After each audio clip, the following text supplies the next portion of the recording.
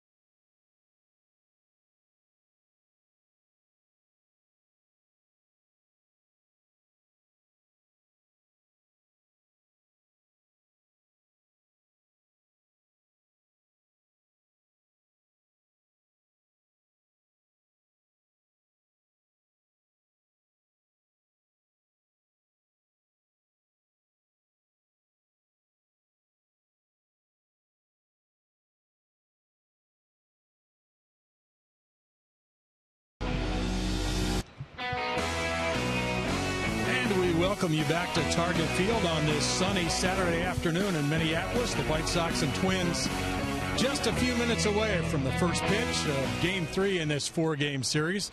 Before we send you back upstairs to Hawk and Stoney, we want to hear from White Sox manager Robin Ventura, whose team has fallen on a little bit of hard times here in the last week or so.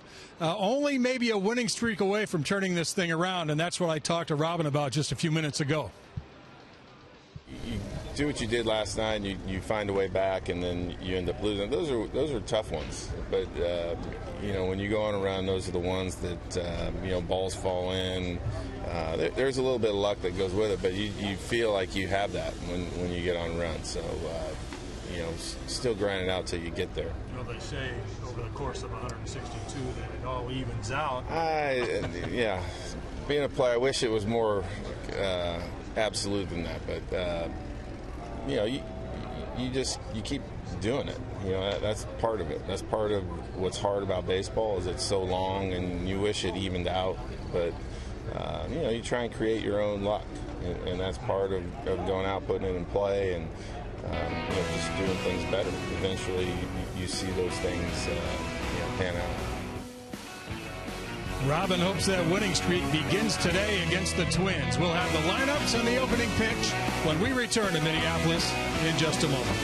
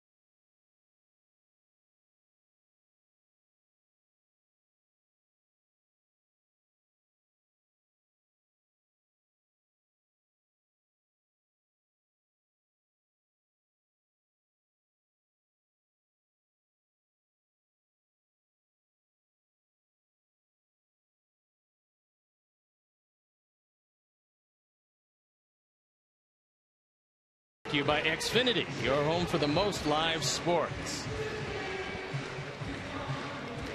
So let's take a look at the Mazda White Sox lineup and how Robin is going to send them out there today. Adam Eaton's going to lead it off, play center field. Gordon Beckham at second base. Connor Gillespie at third. Jose Abreu at first. Adam Dunn, the designated hitter, with Alexi Ramirez at shortstop. Dan Vicieto in right. Alejandro Diaz in left field, and Adrian Nieto gets the nod behind the plate. We'll take a look at the defense and how they'll line up behind Kevin Correa. It's Chris Parmelee, Sam Fold, and Oswaldo Arcia in the outfield, with Eduardo Escobar, Danny Santana, Brian Dozier, Kendrys Morales in the infield. Kurt Suzuki, who has really tormented the Sox during the course of his career, behind the plate. And Kevin Correa on for his 15th start. He's 3-8. Things are not going particularly well for him. ERA of 5.29 and opponent's batting average at 3.11.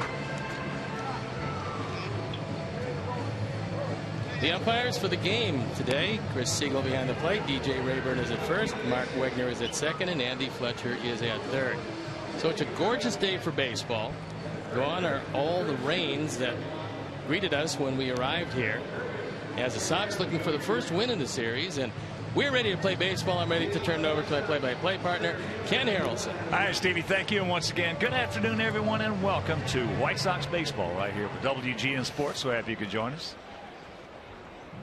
And before we show you our picks to click, you at home select yours, as Adam Eaton will lead it off. Correa, 6'3", 200 pounds, 33 years old, out of San Diego. And first pitch strike. He's going to top out maybe at 90 miles an hour. He's one of the few guys that throws actually a slider and a cutter. He's depending on that cutter a lot more these days, and it goes straight across as opposed to the slider, which goes across and down.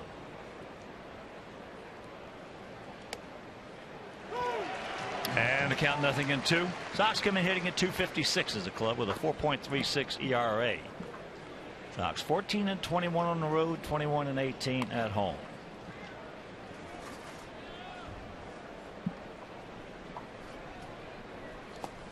And this is the 6th meeting of the year between these two teams. In the first 5, our Sox have won 2 of those.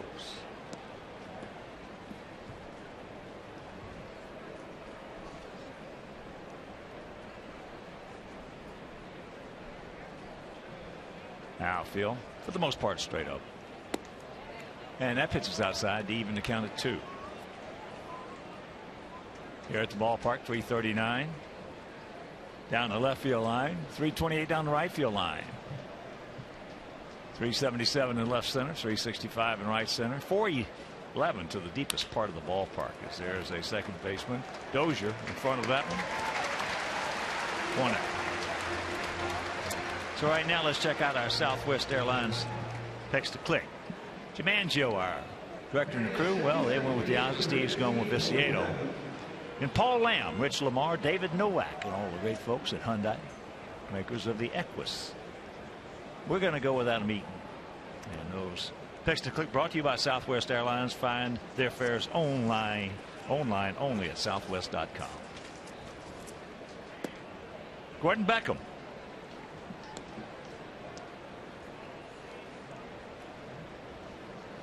Correa's got very good control. He's only walked 16 men in 79 innings. So he will get the ball over the plate. That's low. 2-0.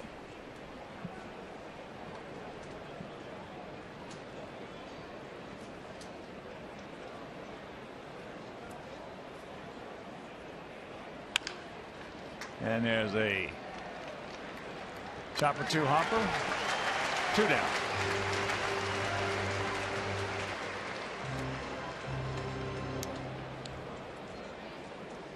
That'll bring up Gillespie.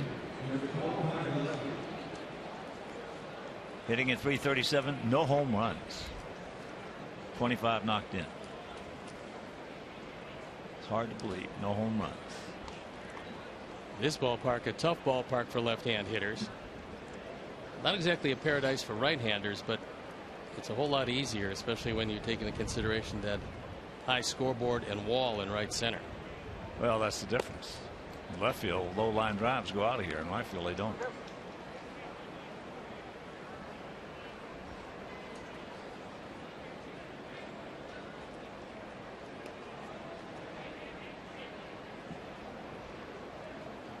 Gillespie has not had too much luck against Correa. Has faced him 11 times, has 2 hits. And that's fouled away, unplayable. Correa started his career with San Francisco, made it to the major leagues in 2003. He was with the Giants parts of 2003, 4, and 5 before finally sticking there for good in 2006. Eventually wending his way to San Diego for a couple of years, Pittsburgh for a couple of years, and this is his 2nd year with the Twins. So he's been around a long time.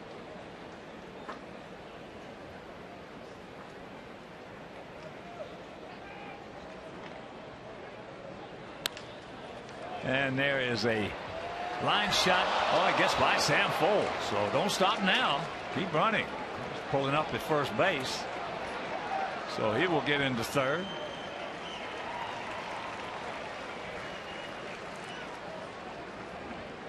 And that is his 2nd triple.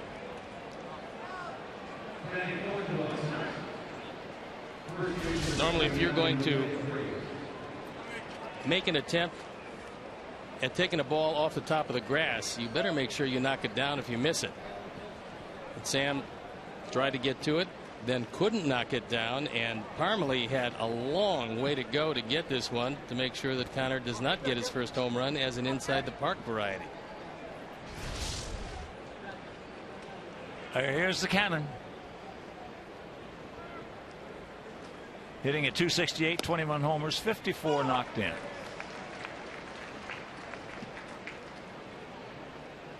Correa, who doesn't use a whole lot of curveballs, is suddenly breaking out a lot of them here in the first inning.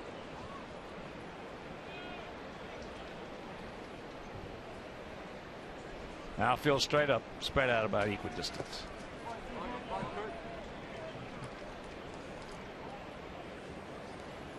Well, it's pretty obvious what the scouting report on Abreu is.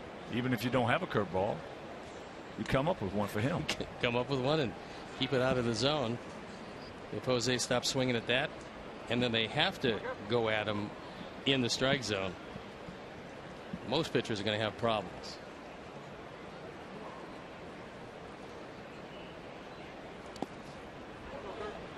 Well, he will. He will learn how to lay off of it. When he does, it's going to be awesome.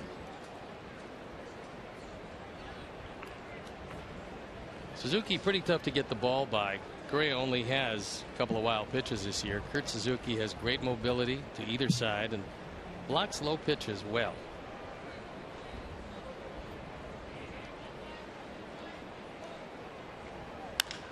That ball hit hard into right center field. Stretch! It's off the top of the wall. And he's going to be held to a long single. One of the longest singles of the year. Meanwhile, it is 1-0. RBI number 55. That came an eyelash from home run number 22. And he threw that ball in the zone, and that's usually a big mistake. Wasn't on the outside corner, was on the outer third. This is high off the wall and well played by Fold. This time he got it back in and held him to a single. So here's Adam Dunn. So over the third game, we have had a lead. As there is ball one. Adam at .234, 12 long ones and 33 knocked in. 1 for 7 in this series, and lifetime against Correa 6 for 23, and half those 6 hits stayed in the park.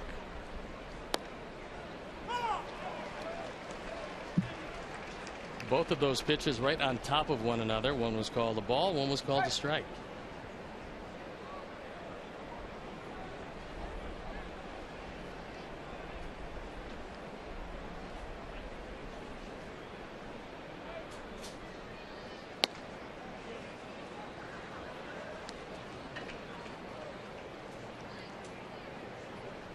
Two and one to count.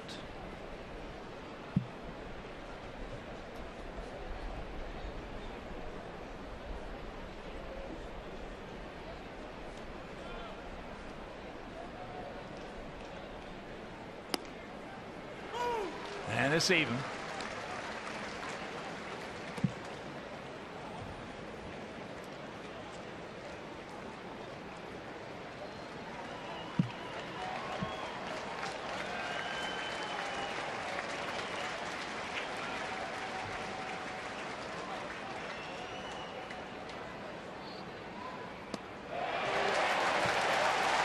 But the triple, the single by Abreu after half inning of play. So our guys won, their guys coming to bat.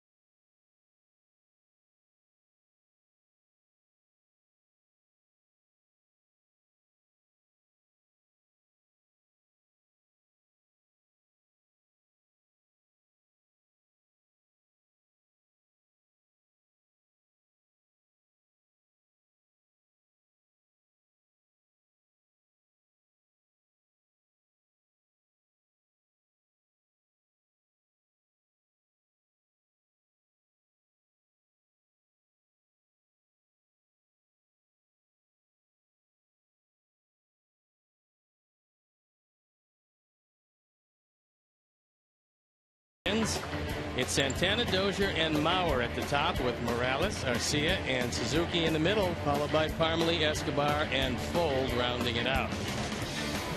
The defense and how they'll line up behind Andre Rienzo, Diaz, Eaton, and Viciedo in the outfield, with Gillespie, Ramirez, Beckham, and Abreu in the infield.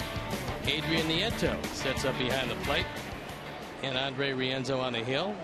His record an even 4-4. The ERA 5.67 on for the 11th start. And he's got an early lead. And one thing that he's got to do is get the ball over the plate, especially against the first two guys, because they are their better base stealers, Santana and Dozier. Daddy Santana, 23-year-old, switch hitting shortstop, outfielder.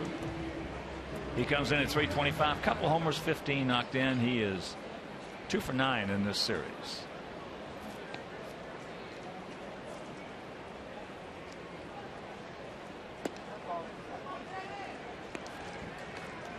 Takes ball one. Twins hitting at 243 as a team with a 4.29 ERA. Sort of 17-17 here at Target Field. 17-21 on the road. They got Santana as a very young man, signed as a free agent in 2007. Being only 23 now, he's got a very solid career ahead of him.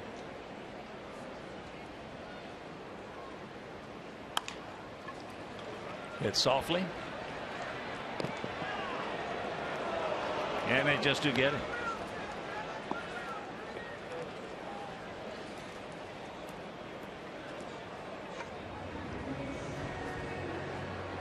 So a speedster is out, and that'll bring it Brian Dozier.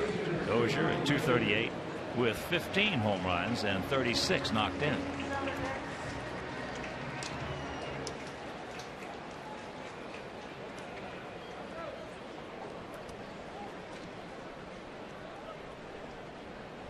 Dozier with the game-winning hit last night.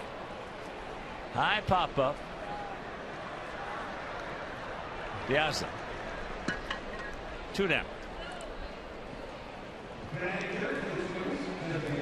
Well, if you make a good pitch, you love to see those power hitters, especially first ball hitters, swing at that fastball up and out of the zone, and that's exactly what Dozier did. You can use his aggressiveness against him, and a good place for a first ball fastball is up and out of the zone.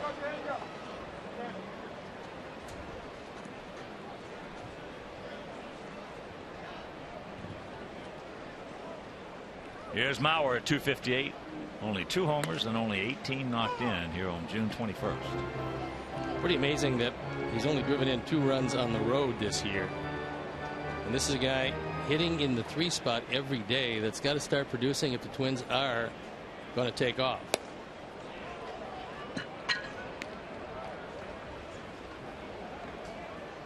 Oh, and 2 the count.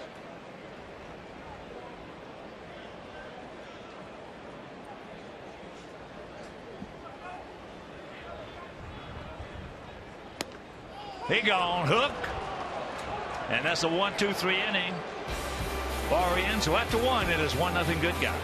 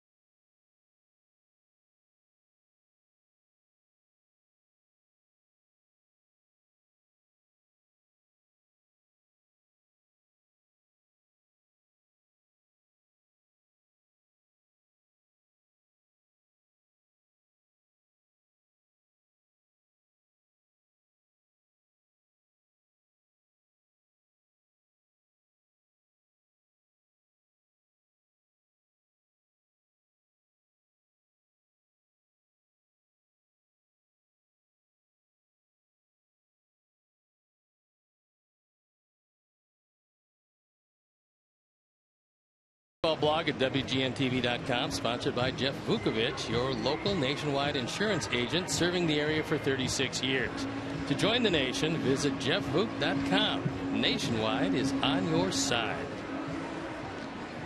1-0 Sox here in the top of the second inning. It'll be Ramirez, Viciedo, and Diaza. Ball hit hard off the glove. He was trying to make a hop for himself and just couldn't find the time. Well, once you start to backpedal, it becomes a little more difficult. This was a one-hop rocket, and we'll see how it scored. I'd say it has to be an error. As much as I'd like to see Alexei get the hit. If it is an error, it will be just the second. And so far, still no scorekeeping decision. And it is E5.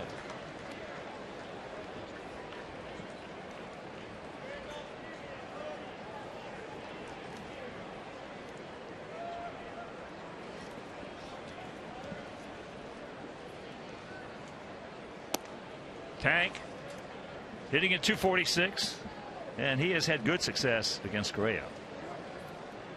8 at-bats, 5 hits, 1 homer.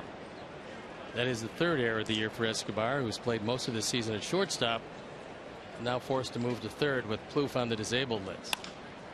And there's a little shank into right field for a base hit, so Alexei will pull up at second as Arcia gets it back in.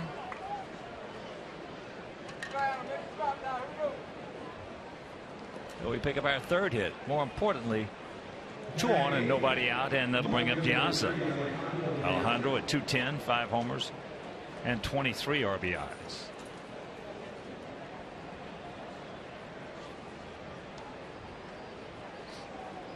The arms in the outfield are not great all the way around, so Joe McEwing is probably going to be very aggressive at third base, waving him around.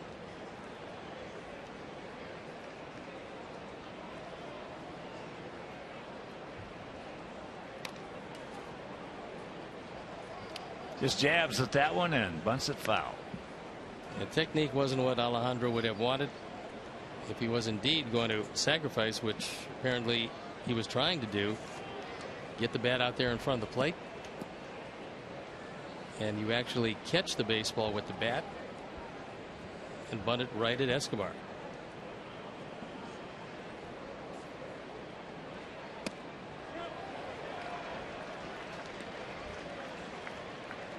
Oh, and 2 the count.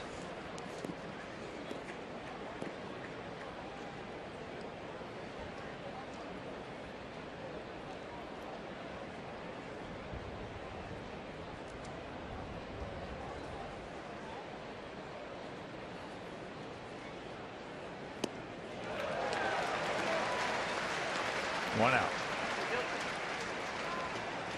Second strikeout for Correa. Yet another off-speed breaking ball as Diaz well out in front of it.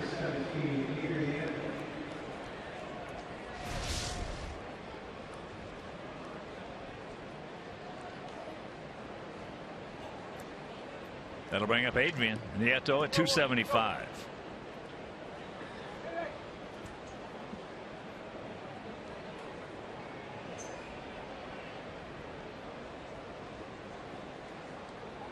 Adrian, a switch hitter. He's hasn't had a whole lot of opportunity to hit right-handed this year. Just 9 at bats. He's 4 for 9. That's very good. 42 at bats from the left side, where he's hitting .238.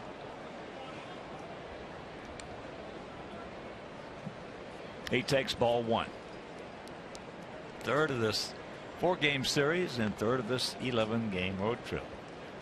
One more here tomorrow. That game will be over. Comcast Sportsnet.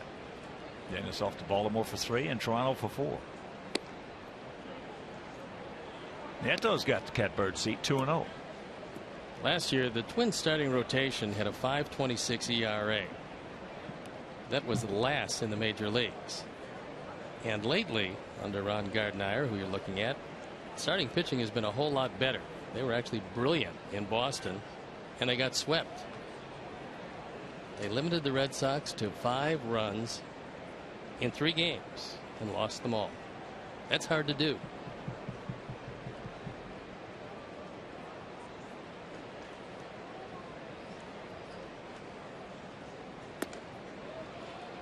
Three and 0 the count. Adam Eaton on deck. Well, I don't think I can ever recall that. When they limit the Red Sox at Fenway to 5 runs and don't get swept. Don't come away with anything. No. I know we played the White Sox there, a 3-game set. There's a strike. One time they had Joe Horland.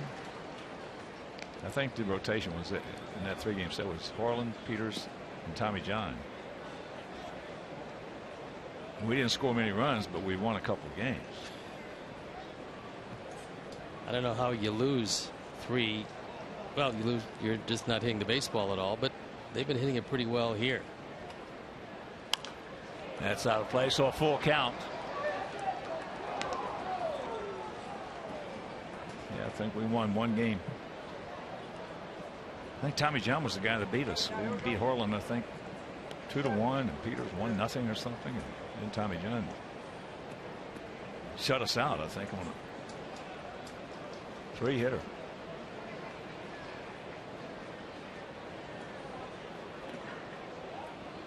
Bit of a gap out there in right center, so 1 out, 2 on, and the payoff pitch.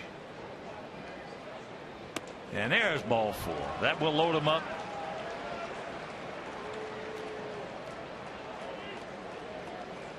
That will load him up for Adam Eaton. And Sox fans come out to the ballpark for Italian Heritage Night on Friday, July 18th.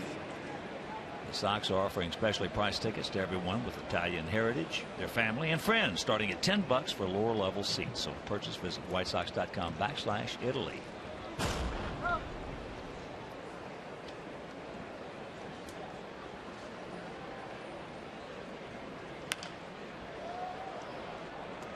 Shoves that one into the seats left side. 0-1 to count. Adam 0 for 1, grounded out to Dozier at second. Here's an opportunity to make things very uncomfortable for a team that is not exactly loaded offensively. Gray is really struggling, and when he starts walking people, which is rare, you have to take advantage of that.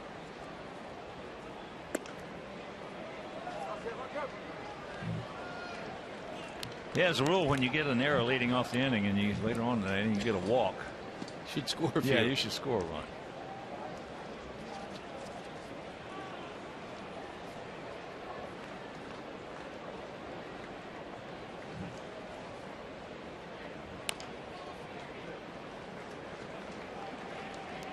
One and 2.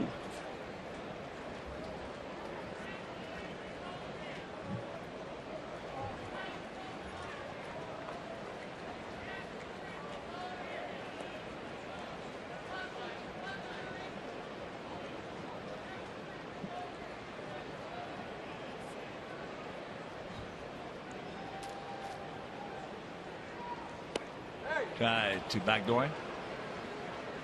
2 balls, 2 strikes.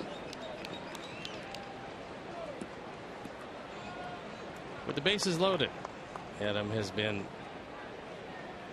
for him, a little below average. He's a better hitter than that normally.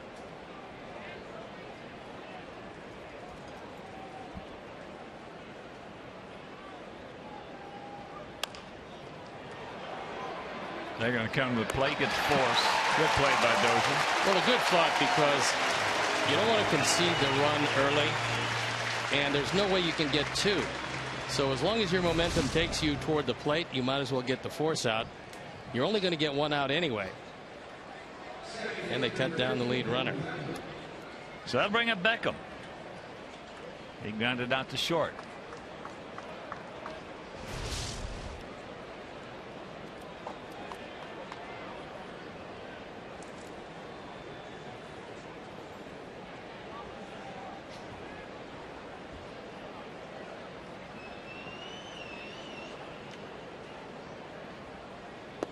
And he takes ball 1.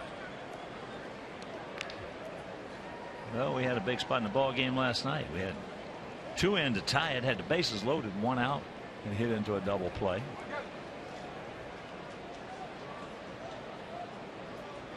And then lost it in the bottom of the ninth, 5-4. And he's got a 2-0 count. Well, last night was another one of those games that was filled with opportunity. Velasco started, he always gives up a lot of hits.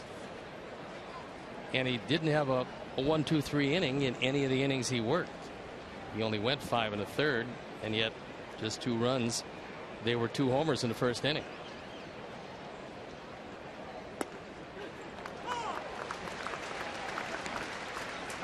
There's a strike. Bases loaded, 2 out, 2-1.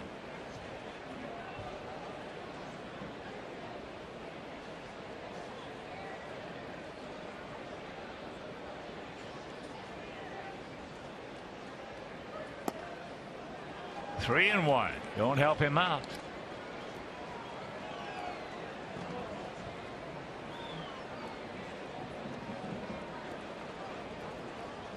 Right here. 15. Right here. Zone him in, reel him in, and light him up.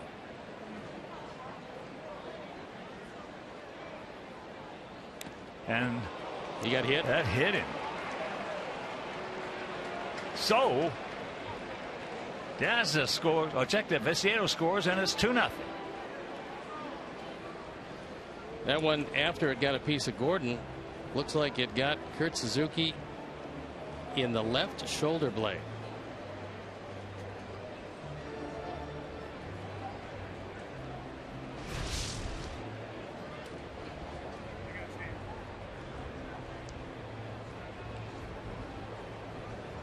Suzuki wants it low and away, and Correa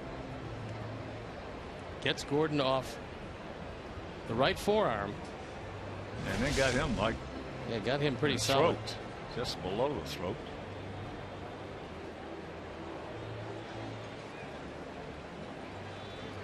I'll tell you, these catchers continually, after all these years, continue to amaze me.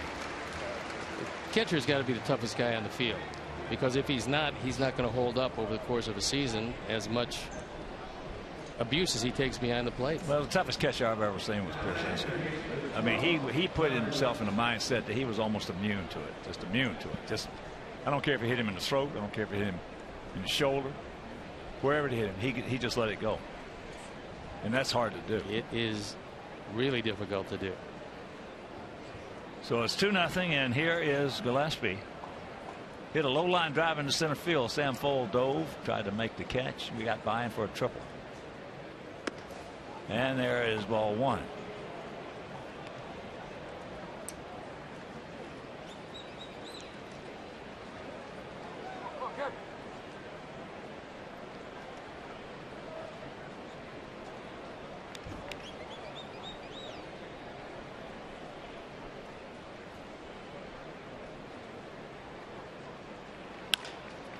Softly hit, second baseman, and that'll retire the side. But we do put one on the board. We lead it 2-0.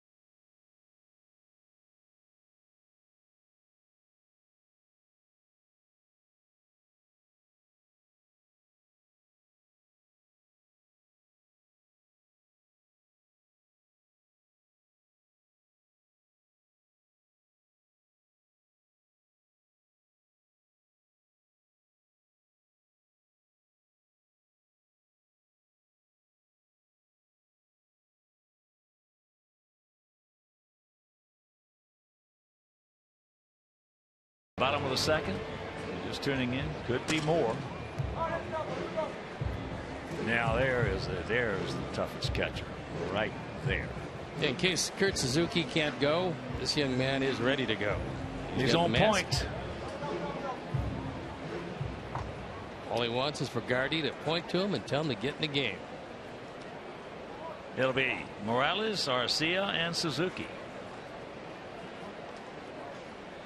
Face Andre Rienzo.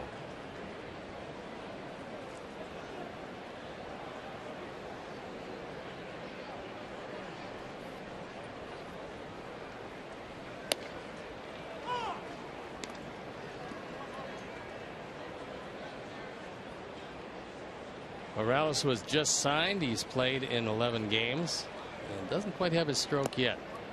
When he does get it, that will be good news for the Twins, bad news for the rest of the American League, because this guy can really swing the bat when healthy. That's foul into the seats. 1-2. That's what he's done over the course of his career. A career that looked like stardom when he was with the Angels. He gone.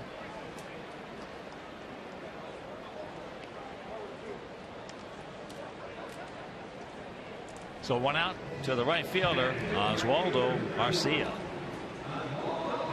Hitting at .214, not good for him. 4 home runs, not good for him. 13 RBIs, not good. This guy's got some talent, but he's just 23 years old. He's still got to learn. Got to figure a few things out. When he does, he's got a chance to be a good one. He was really struggling after hitting .251 last year with 14 homers in 97 games, and Ron Gardner put him on the bench for a few days. I talked about it. I touched on it last night. He's got that good presence up there. He's got that good, seemingly attitude of control, a sense of control when he steps into that box. That's yanked foul very quickly. The count 0-2. One of the things he does have is a very lively bat. We saw that last year. We were both impressed with the way the ball came off the bat, but he was hanging his head, wasn't playing the way that Ron Gardner wanted him to play and how they expect their players to play in Minnesota, so he let him watch a few.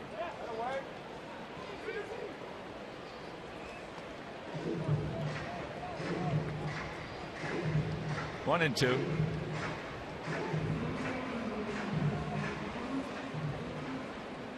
That's one thing I admire about the Twins organization, whether they're winning or they're losing.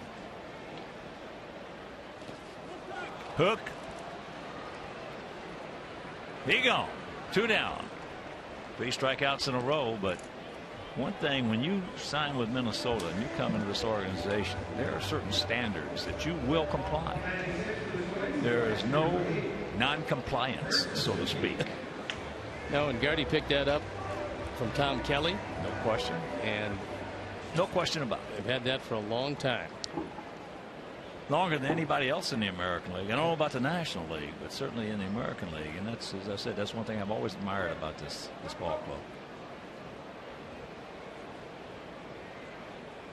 I haven't always agreed with some of the theories that they have about hitters, but sometimes you just have to accept the fact that a guy's going to strike out. And there's a base hit, so you can cancel the post-game show. What news, Suzuki? We touched on him in the pregame and mentioned his .315 lifetime batting average against our Sox. So he just continues to make life miserable for Sox pitchers. That fastball on the outside corner just drives it into right field. So here's Parmalee, Chris. The 208 for homers, 9 knocked in. Suzuki's a .253 lifetime hitter. Yeah, what hurts? Yeah, that's what the book says. .253. And yet Somebody's facing a guy wearing the uniform of the Chicago White Sox.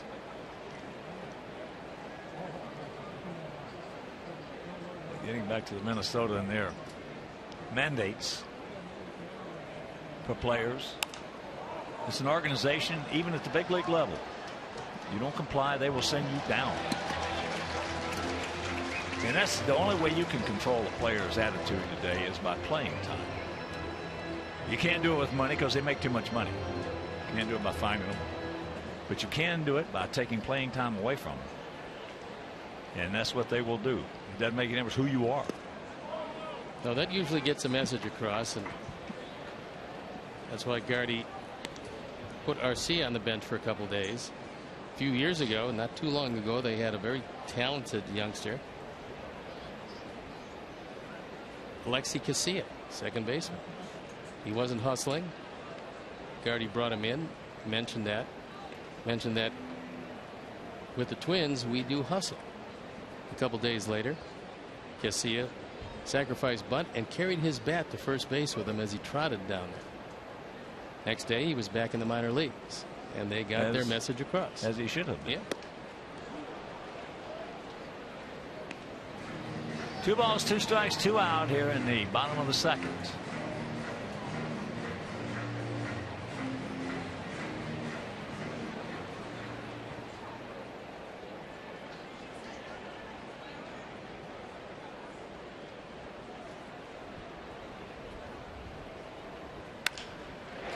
And that's in the hole. So Suzuki will pull up. And with 2 out, they have 2 on, and they'll bring up Escobar, one of the 3 switch hitters in this lineup. A couple of fastballs that were belt high, and because of the shift, as you can see, with Lexi playing up the middle, basically the same arm slot as Rienzo's right arm. That ball went into the vacated left side.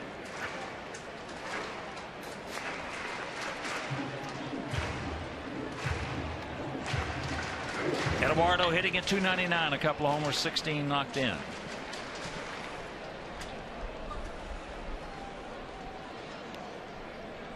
a big 2-run double last night.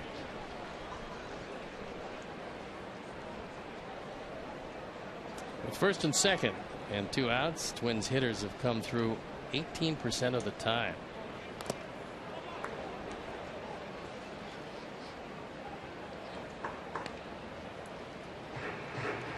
Escobar's been very consistent from both sides of the plate. .294 right-handed, .301 left-handed, and he's hit a home run from each side.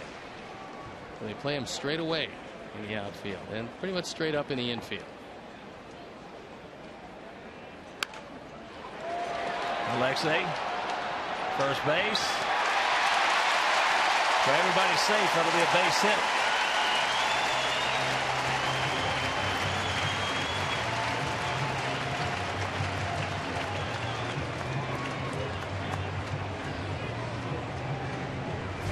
Jose did the right thing. This is a good effort by Ramirez. He can't get his feet planted, so he's got to throw across his body.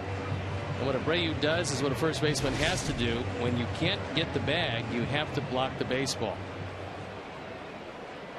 And there was no way that was going to be on target, so he saved the run. I think what Alexei wanted to do was go to third base, but nobody was there.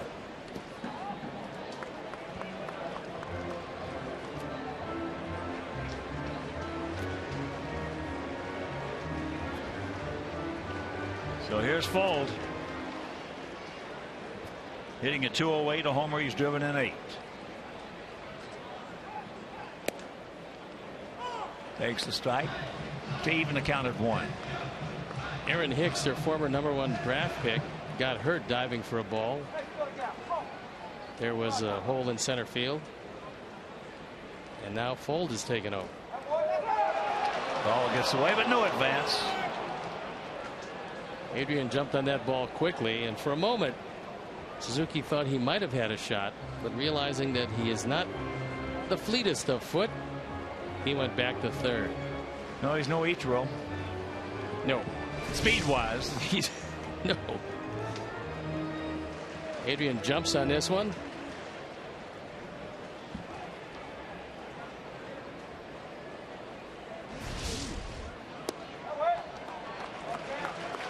Well, the one thing that Chris Siegel is not going to do today is call the low pitch. He hasn't given it to either pitcher, so there's no reason to assume he's going to start giving it now.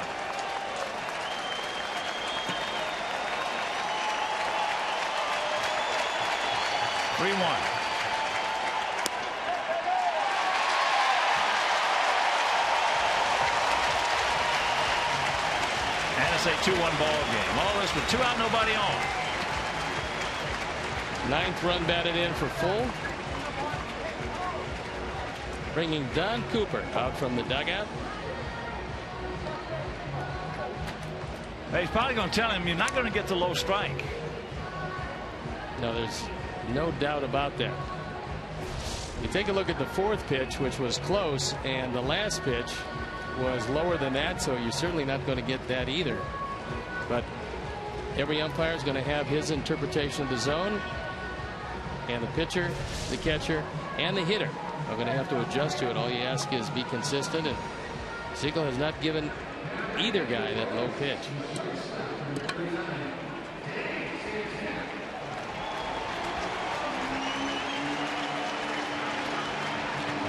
If you saw the opening, we talked about the walks. Coming into today's action, we had 23 more walks than any other team in baseball. Toronto being second.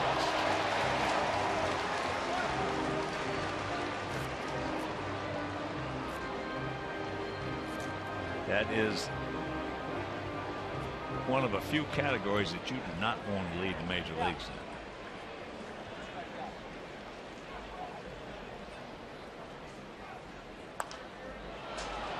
And count now 0-2. You don't want to lead walks. You don't want to lead it in errors. So what are we talking about? We're talking about base runners. We're talking about pressure. Base runners equal pressure. And that's what you want to do to the opposition, is keep pressure on them. And when you have base runners like we allow, we keep pressure on ourselves. That curveball. But they come up with one, and we lead it 2-1.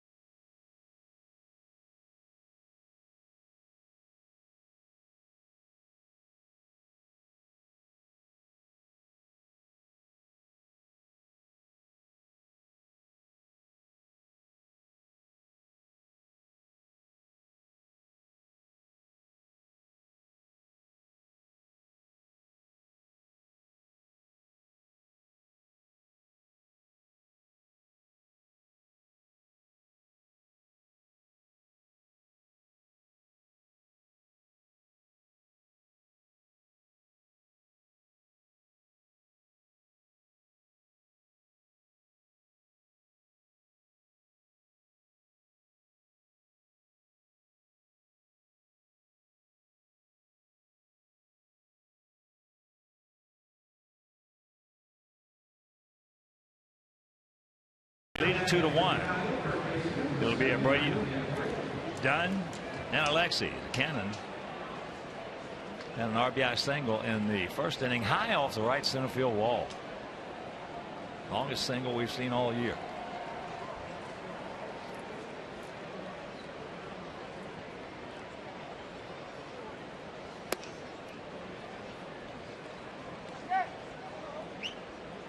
Takes ball 1.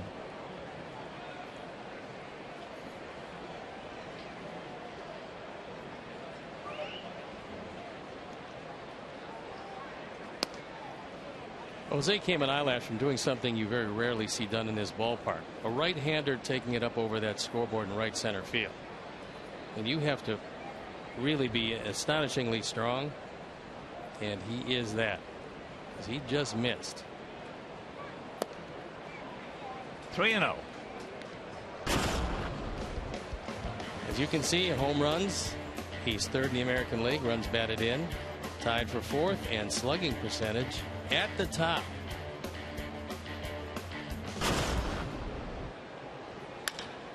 That ball hit high and deep into center field. Right at the edge of the track. 1 out. He got the 3-0 green light. And he got a fastball right down the middle. And hit it a long way, but that's very close to the deepest part of the ballpark. That's reserved for the triangle in left center. There are only a minimum of circumstances that you wouldn't give him the green light. And that was not one of them that you would.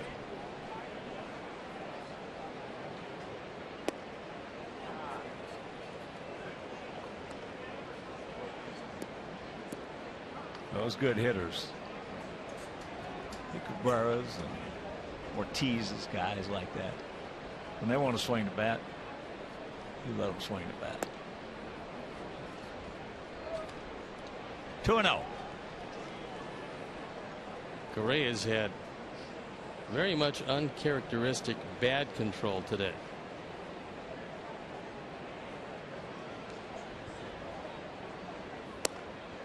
Adam struck out on a curveball. And the count 2-1 to the big man.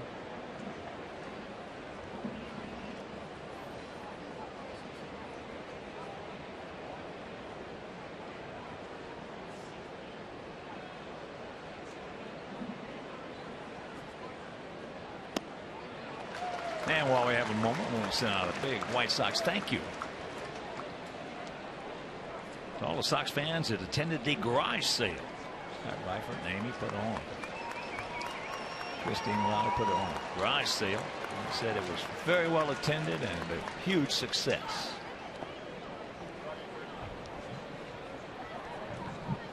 Full count to Dunn.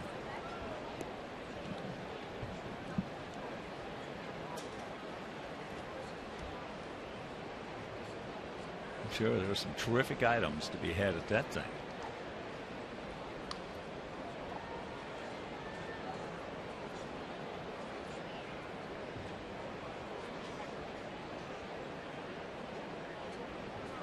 Too long for Adam.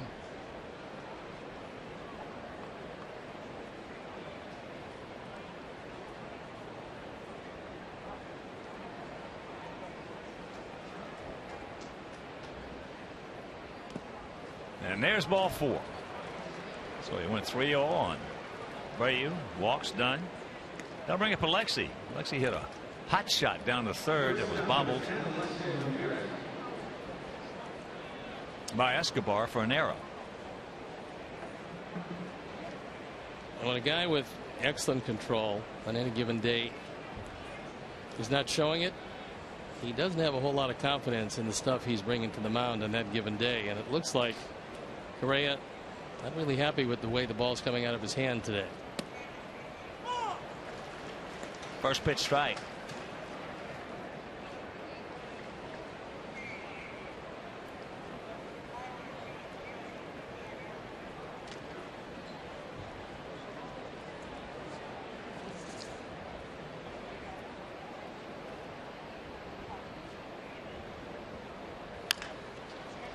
That's down. That's bobbled.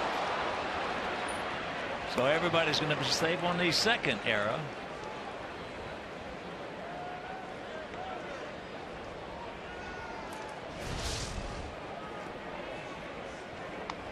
That's had a chance to be 2, but it's the second error on Escobar.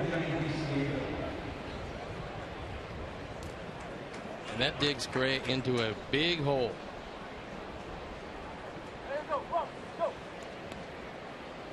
Viciedo singled into right field. And he came around to score last inning.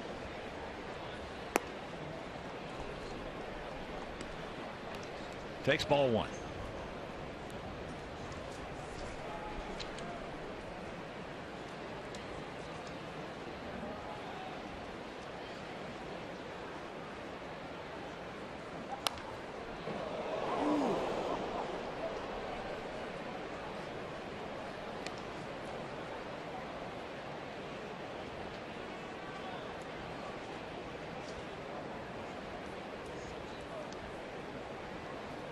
With runners at first and second, only 1 out, the Sox have cashed in 42% of the time. Twins pitchers have given up runs 39% of the time, and league average 37%.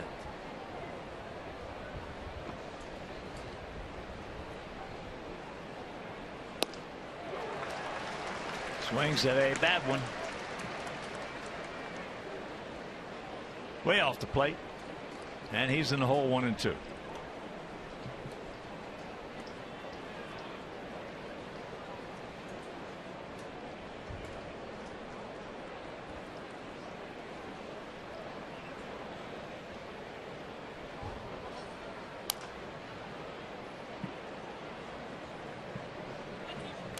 After throwing him a cutter, he throws him a very slow curveball. And Tank able to stay alive.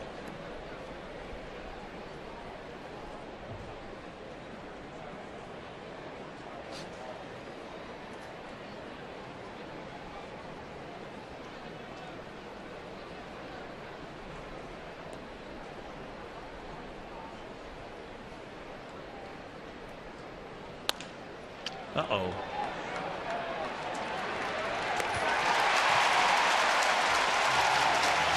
Strikeouts and double plays have plagued us.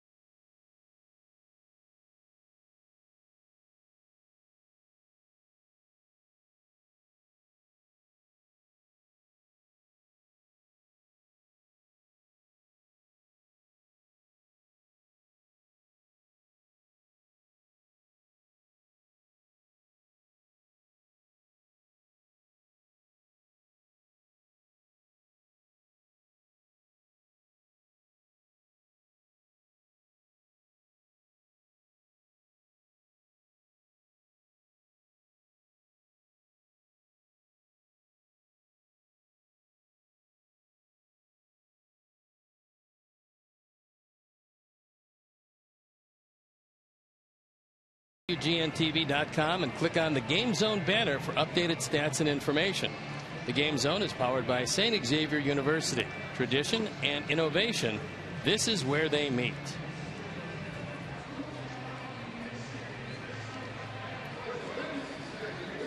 We have a 2-1 lead going to the bottom of the third inning. It'll be Dozier, Mauer, and Kendrys Morales. Dozier popped up to Diaz in left field. One of the breaks we caught in this series was Trevor Plouffe dove for a ball, came up with a side injury, and their team's leading RBI man is on the disabled list. But so far the boys have not been able to take advantage of it.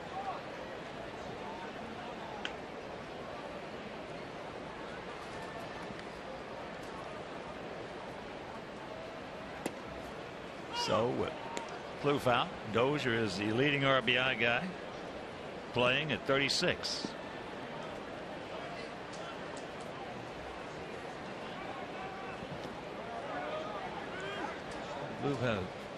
Plouffe has 38.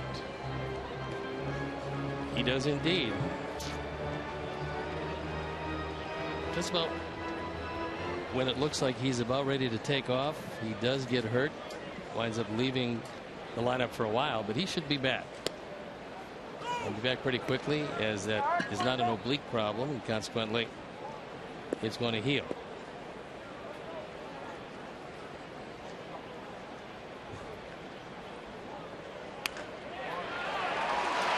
There was a hanger. Here's the throw. Safe. Dozier with good speed decided to test the arm of Diaza. And Diaza had to spin, get in position to make the throw. It's a rolling breaking ball. It's up in Dozier's eyes, and he runs it into a two-base hit. The call by Mark Wegner. You see Alejandro come over, has to turn around, gets in pretty decent position. The throw just off the mark.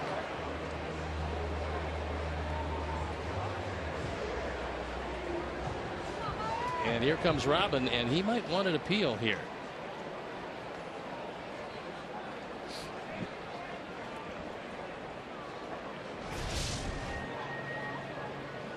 He's looking over in the dugout as they look at the replay to see if. And apparently they are. It's a challenge, it looks like.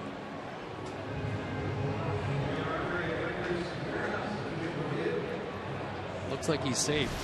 That being said, you never know what they see, and maybe another replaying.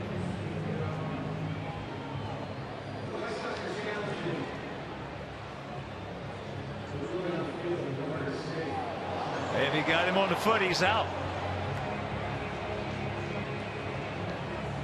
I'm sure that the foot is up over the bag. That part, if he does tag him on the foot, then he is out of there. He's out. Yeah, got his foot. You can see his foot move. That last angle was the angle, and Diaza gets an assist. Single, out 7-4. So I'm sure on that play that he asked Beckham, and he will believe Beckham. Some guys are going to be excited, and they're going to say, yeah, I got him, when in reality they didn't. But Gordon will tell him if indeed he got him or not. So here's Mauer. Mauer called out on a backdoor curveball.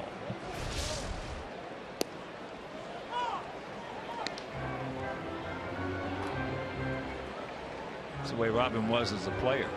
Robin never gave an umpire a beef at all. You could most of the time bet your money on Robin.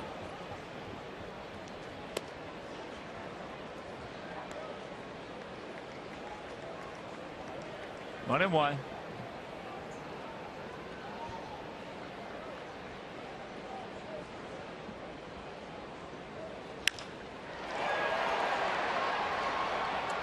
And that appeal is helpful because he would have been on third base.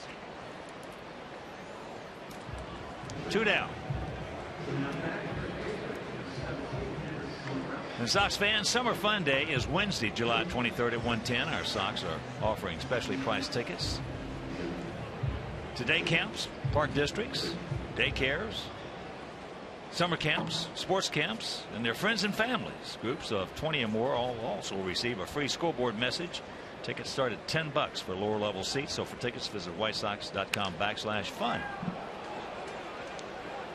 Diaza. He's there, and Fairground makes a catch. So a nice appeal by Ventura gets the job done, and we still lead it 2-1.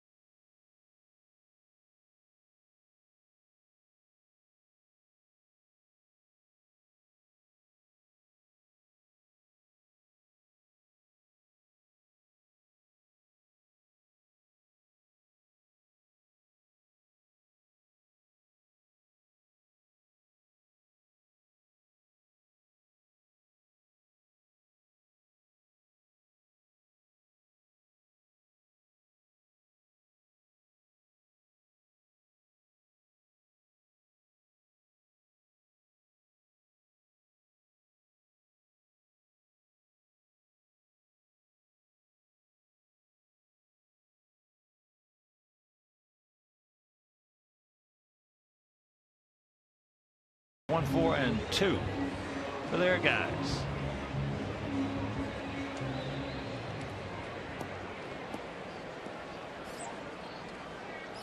Diaz struck out, swinging on a slow curveball.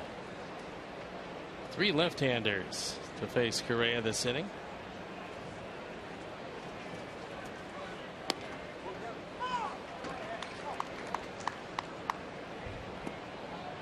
Correa originally drafted by the Cardinals, 23rd round in 2001, decided not to sign. Later signed with the Giants, and that's who brought him to the big leagues.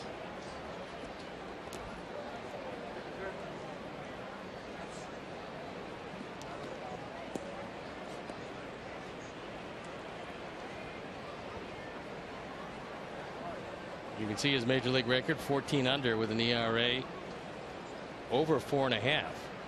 Completed 2 games in his 204 starts. That's probably where Max Scherzer is headed. And that being said, Scherzer is going to be in line for a monumental contract. That's a lot of starts to complete just 2 games.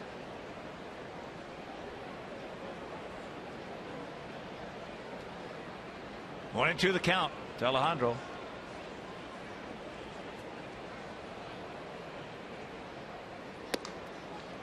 And we're having a countdown to Cooperstown because the Big Hurt will be inducted into the Hall of Fame on July 27th, along with Tom Glavine, Greg Maddux, and managers Bobby Cox, Tony La Russa, and Joe Torre.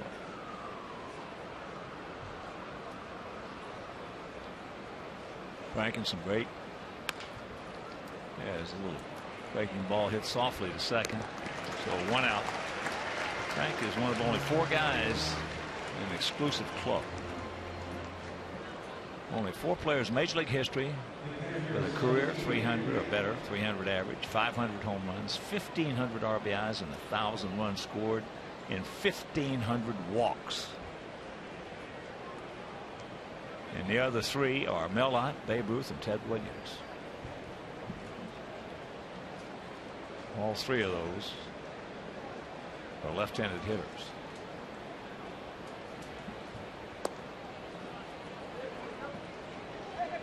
It's a left-handed game.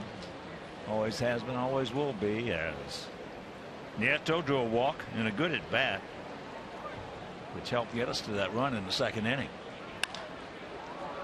And that's into left field. So Parmalee is there for out number 2. And once again, a reminder, tomorrow, finale of this 4-game set. That game will be over Comcast Sportsnet. Same start time as today, 1:10. It's off to Baltimore for 3. Orioles have not announced their rotation. Ours are going to be Sale, Quintana, and Noesi.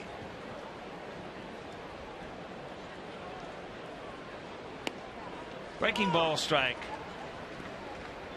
to Adam Eaton, who twice has gone out to Dozier. Once to first and once to home. Tomorrow, John Danks will face their best, Phil Hughes, who's been throwing the ball very well. As that ball just misses down the left field line.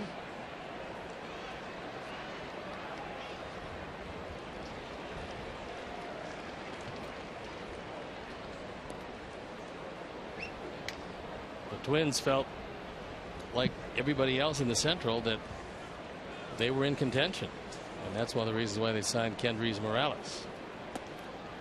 They needed some offense. Morales can provide that, and the Twins, along with our Sox, just 5 games in back of Detroit, who overtook Kansas City to take over first place by a half game. Well, one thing that puts the Twins in contention is the fact of the balance, so to speak, of the Central Division. So that's an easy 1, 2, 3 inning. And we'll go to the bottom of the 4th.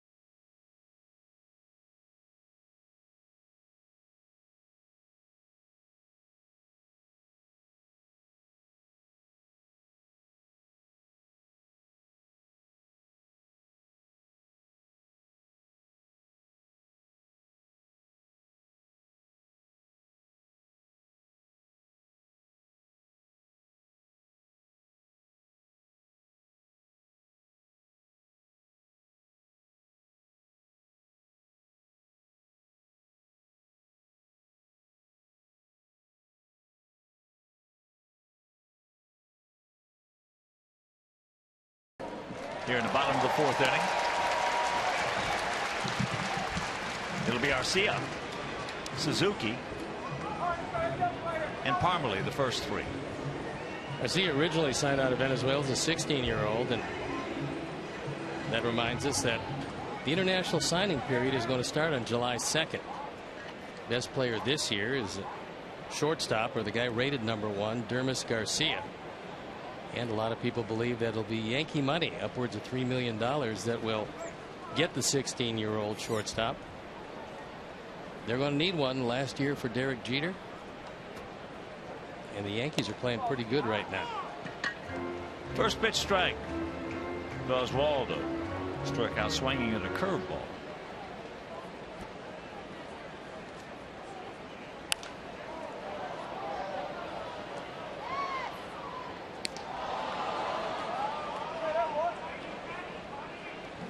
You missed those scores from last night, yesterday. Toronto beat Cincinnati 14-9. There's the line drive right to Abreu, so 1 out. So Toronto beats them 14-9 after trailing 8-0.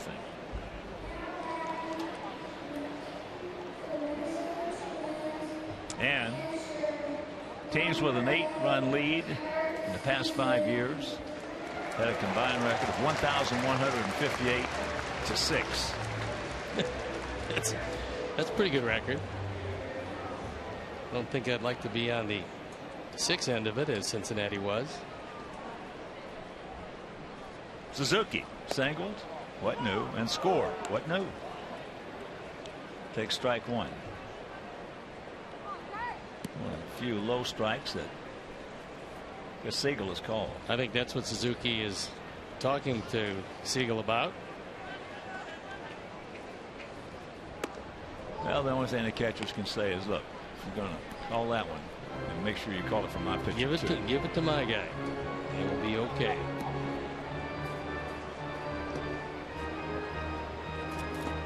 Catchers are limited in how they can beef with the umpire when they're hitting. 1-2.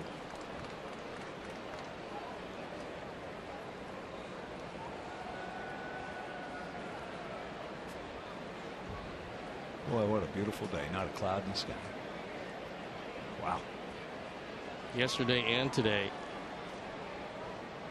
picture perfect after a whole lot of rain.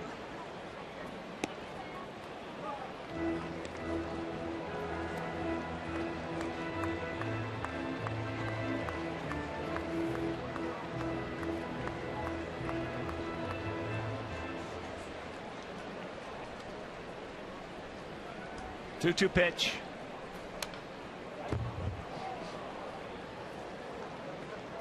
Swinging at that one for Suzuki was a direct result of that called strike on the first pitch. He knew down there he had to protect. And good movement on that fastball from Rienzo.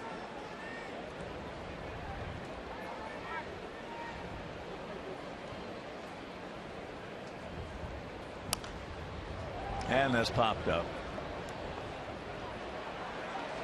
Gillespie, 2 out.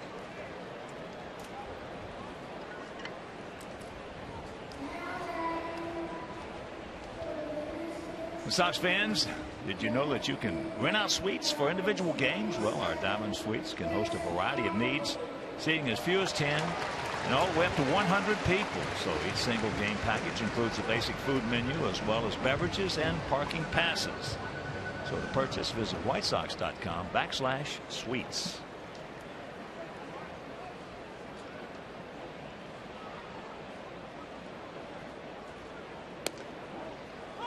Parmalee singled in the hole between third and short.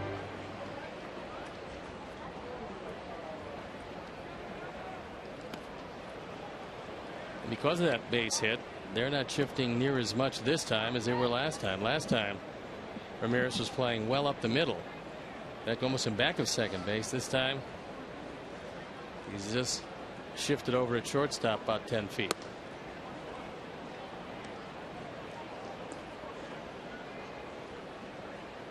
2 out, 0-2 the count.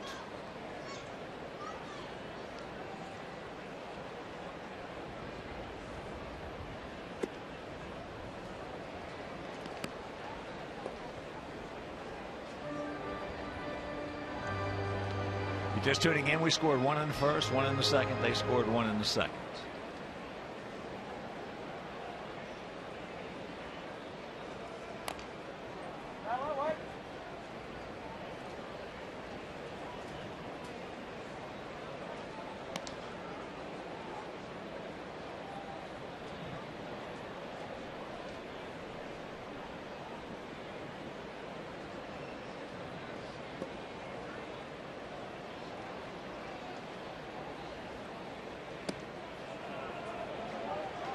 Straight change. Did not get the call outside. It was a touch off the plate. Take a look at pitch tracks. And we'll see that it did miss.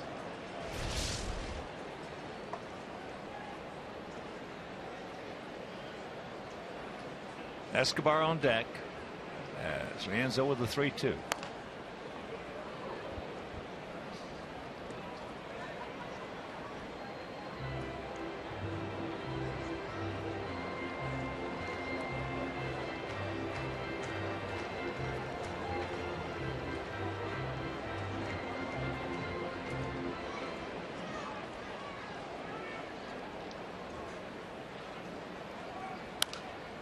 And that's fouled out of play. Not a whole lot going on around Major League Baseball. Top of the 5th in Kansas City. Seattle leading the Royals 1-0. That's Vargas on the bump for the Royals. Baltimore leading the Yankees in the Bronx 5-1, top of the 8th. And everything else later on. Long way to go. Connor can't get there.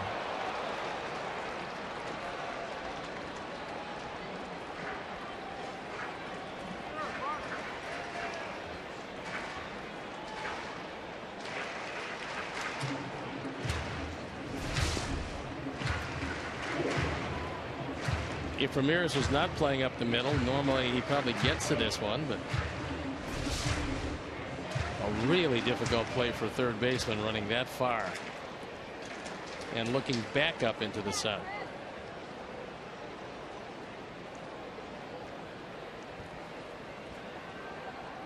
Tenth pitch of the at bat.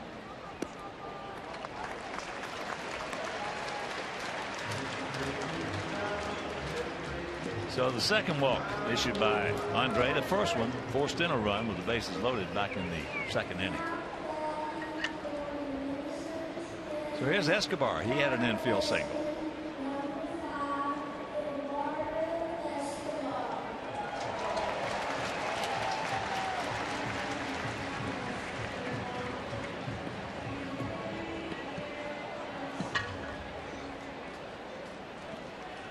In that Baltimore game, Adam Jones is homered, number 13. Nelson Cruz, number 23.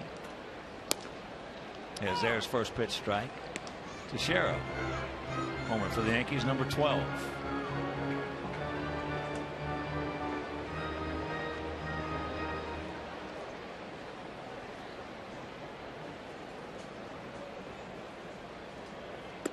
I think Texas regretting letting Nelson Cruz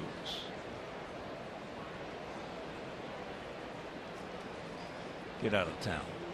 Well, I would expect he's going to make the All-Star team. The game is going to be played right here in Minneapolis. We're pretty excited about that.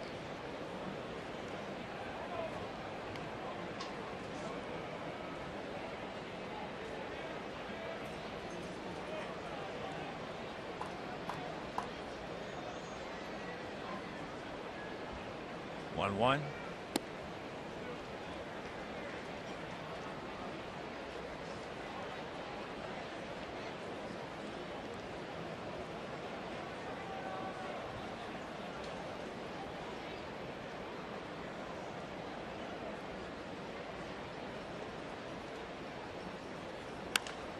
And that's out of play.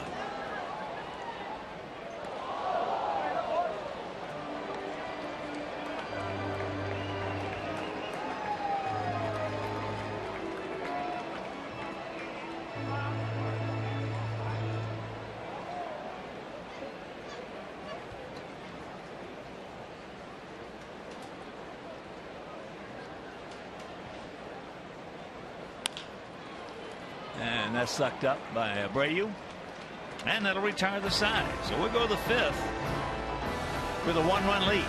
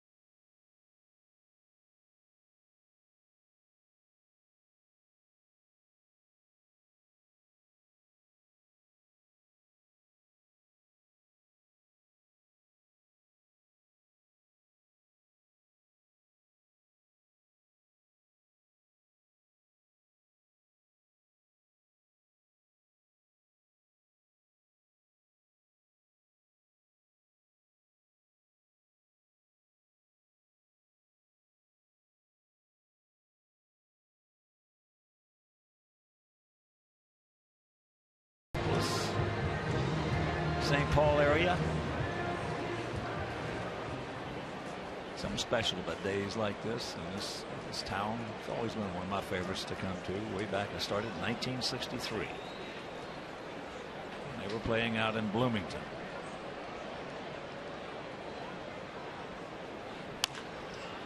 As that has popped up, Beckham.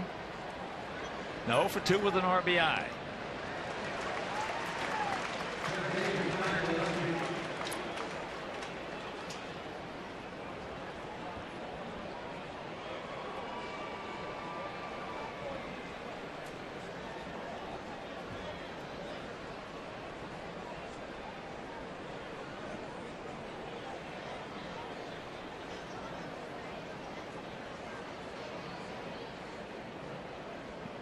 Here's Gillespie.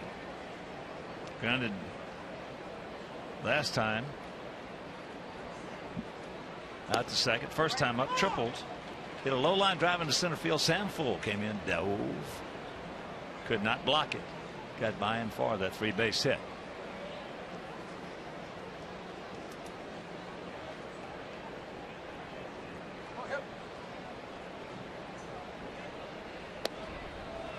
Curveball strike. Correa has used that pretty well today. He's been able to drop it over when he wants to. He hasn't had his best control, but it's starting to come to him now.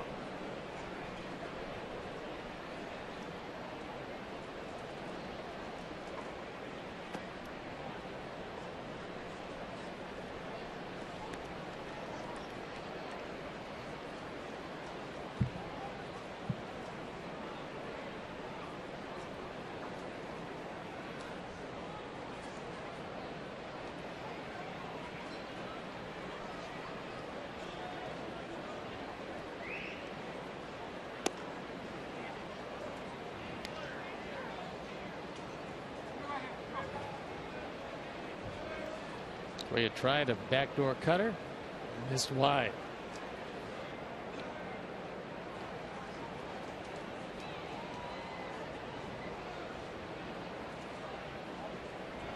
One out. And the 2-2 pitch.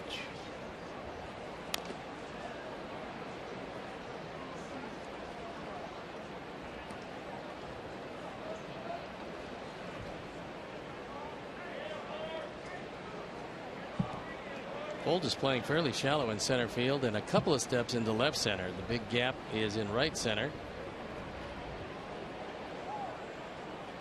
When we show you the defense, you see that Arcia is well off the line and right.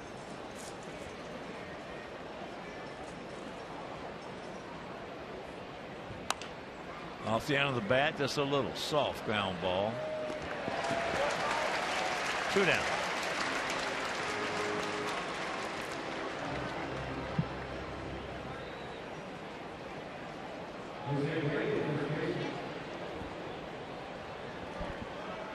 So here's the cannon.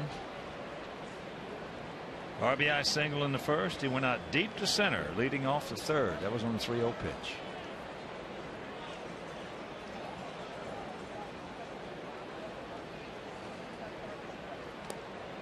Attaboy.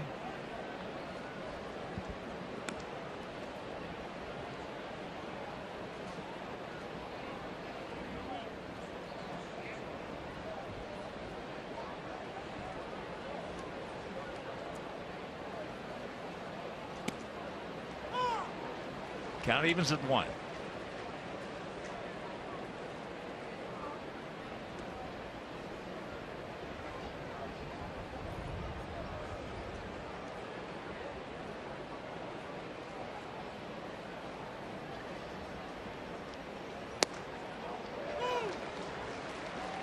Was probably the best pitch that Correa's thrown.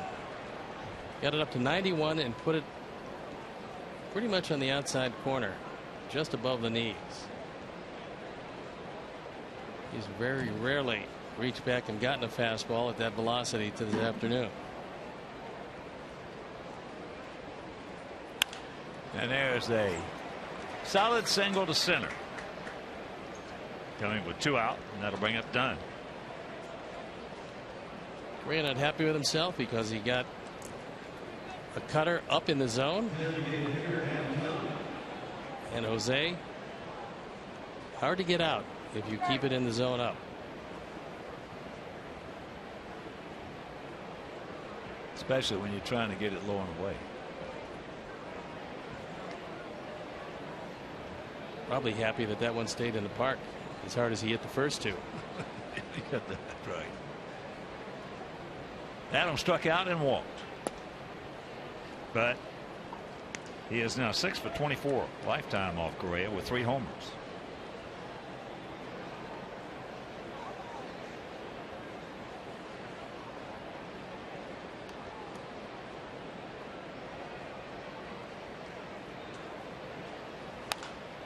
That ball stay fair. It will. No, he's saying it's foul. DJ Rayburn says that ball was foul. And now Robin standing up down in that dugout.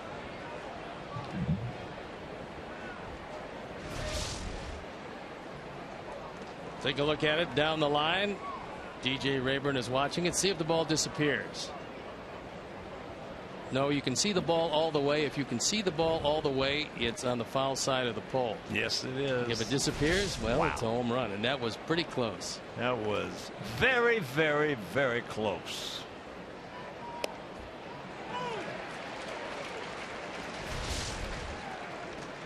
You take a closer look at it, and unfortunately, you can see it all the way.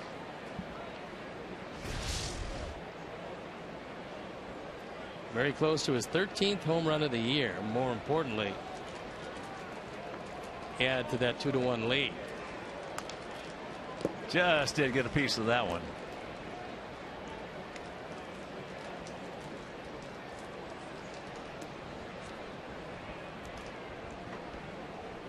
Tied for 35th all time with Carl Yastrzemski. 452. Big number.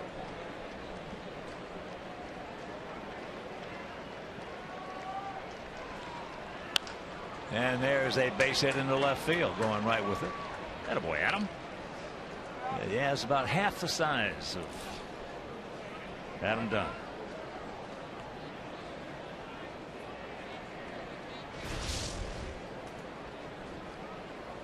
Tried to do the same thing 2 pitches in a row. Only this one didn't hit the corner. It had the outer third of the plate. And Adam was able to take it with a base hit to left. No chance for Alexei to drive one home. Yeah, Adam. 6'6". 255. Yeah, it was 5'9", 178. That's 255 if he only has half the body on the scale.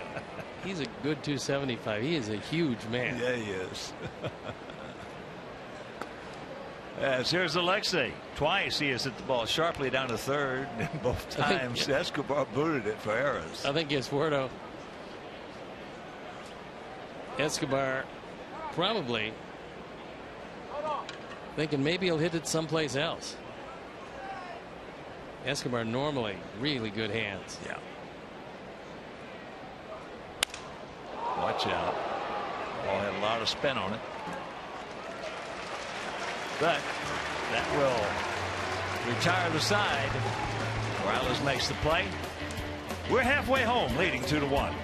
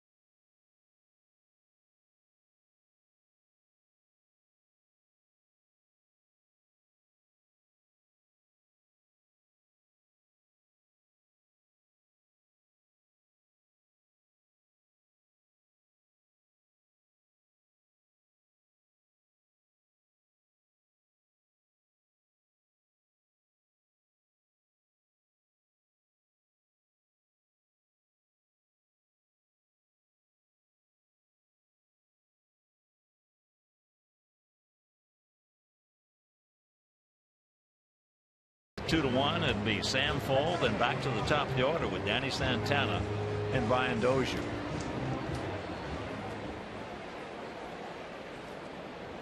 You do have to watch the bunt, and I think that Adrian just went out there to point out to Gillespie and Abreu just that, because Gillespie is at the cut of the grass and Abreu is even with the bag.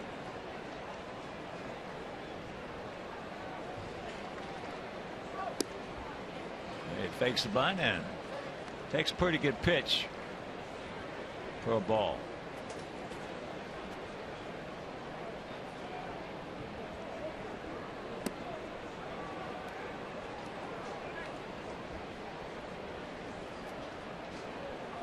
Sam been to the plate one time, walked with the bases loaded, forcing in their only tally.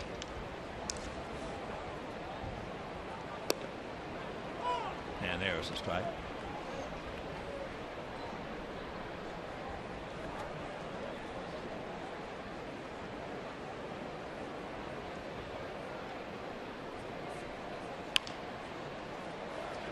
Two and two the count.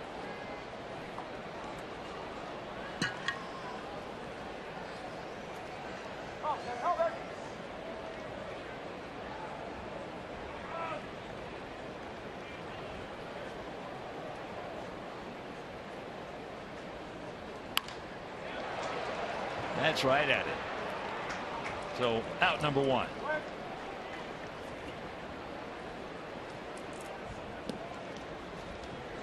And Sox fans, join us on Friday, July 4th at 6:10 as our Sox take on the Mariners. Now, the first 20,000 fans ages 21 and over will receive a White Sox tailgate flag presented by Miller Lite. Also enjoy our Independence Day celebrations and post-game fireworks presented by Miller Lite. It's not just a good time, it's Miller time. Miller Lite, official beer of your Chicago White Sox. So WhiteSox.com or 866-SOX-GAME for tickets. And there's the base hit by Santana. So good speed aboard. He's 6 for 6 in stolen bases.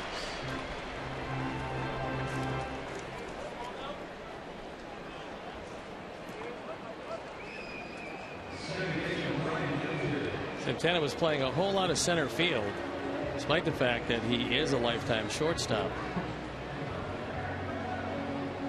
And then the Kloof went down and they shifted Escobar from shortstop to third. They brought Santana into his natural position.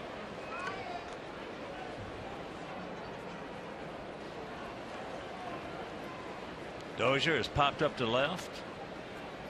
And then got a hanging curveball. That's good play by Abreu to save a throwing error from Rienzo. That would have put Santana on third base. This is when Tank in right field has really got to be up on his toes.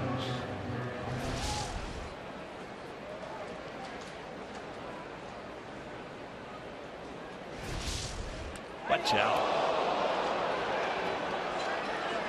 Watch out. Boy, that was close. So 2 men aboard. This is really close right here. Dozier's hit for the 5th time. He was able to spin out of the way of it. Caught him outside of the bicep on the left arm.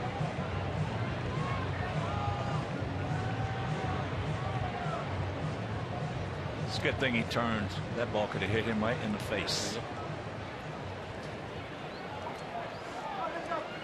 Nieto goes out to settle down Rienzo. Facing one of the toughest hitters in baseball, who is not off to a good start. However, he had a very good first game of this series. A couple of hits, a couple of runs driven in. As you can see by those numbers, very un-Mauer-like.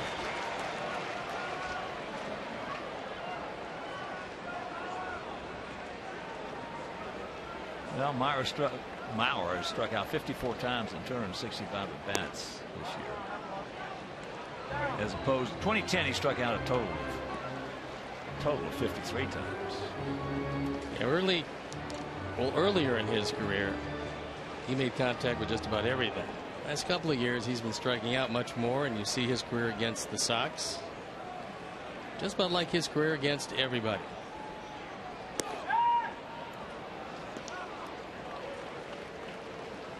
It's all right. Like that play. Anyway.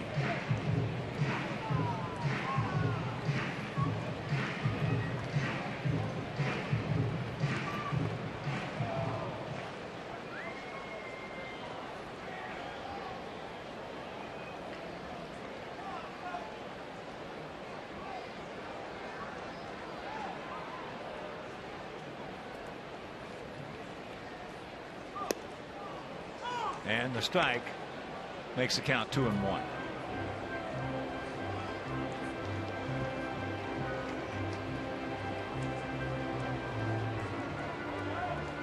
Two runs on 5 hits, no errors for our guys. We've left 7. 1 run on 5 hits, 2 errors for their guys. They've left 4. But with 1 out here, a couple of men aboard.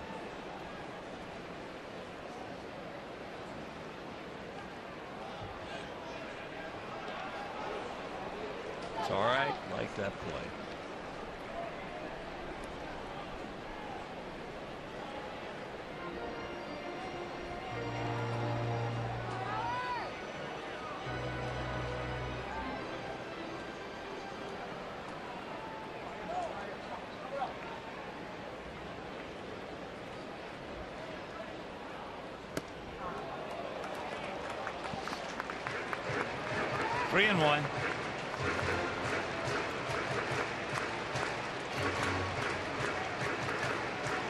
having Alexi holding close at second base to Santana, you run the risk of the guy with the most opposite field hits in the major leagues and leaving that left side vacated.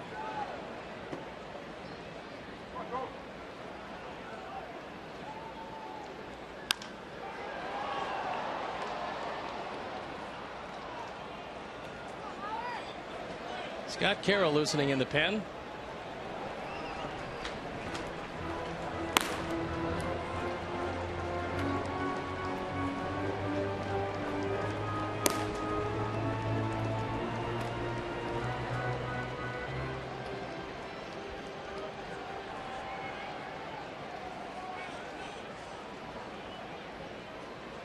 Big pitch, the payoff pitch. That ball hit well into left field.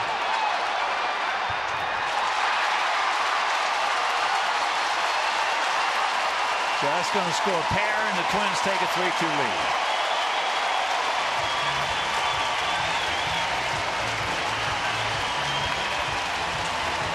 Howard does what he does best, goes the opposite way. His 13th double of the year. He's now driven in 20, and he's given the Twins the lead. First time they've had the lead today. And that one right down the middle. Andre tried to throw a cutter, didn't do much. Long way to go for Diaza, who did not square it up very well. And Santana scores easily, and Dozier right behind him. And there's a base hit in the hole. So it's a 4-2 lead.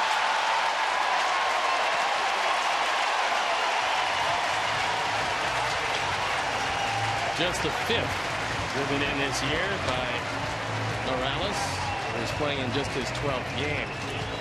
So it's been a very tough 5th for Rienzo. And with the shift on, Morales goes the other way.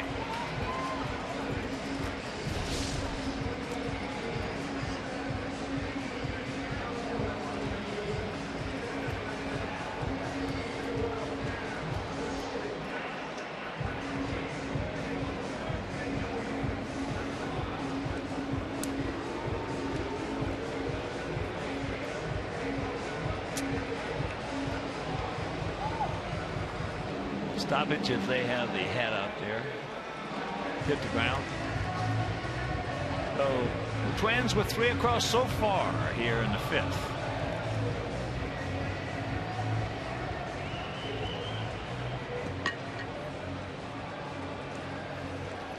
Here comes Robin, and I believe that is going to be it for Andre.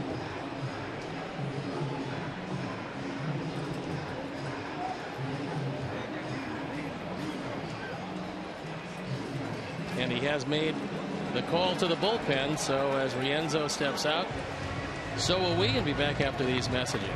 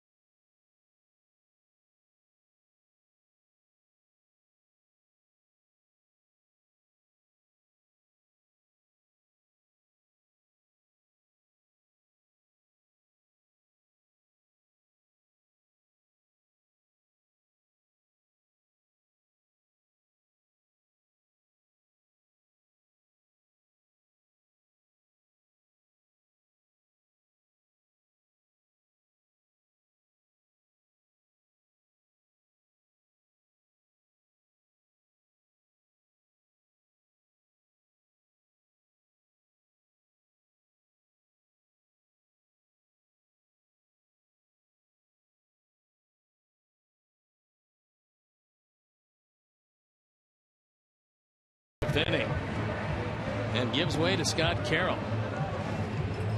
Carroll comes into the game at 2-3, the ERA 4.68. On for the 11th time. Opponent's hitting .321, which is a pretty high number. And Scott started 5 of his 11 appearances. He inherits Morales at first base. And he's charged with shutting off the Twin offense.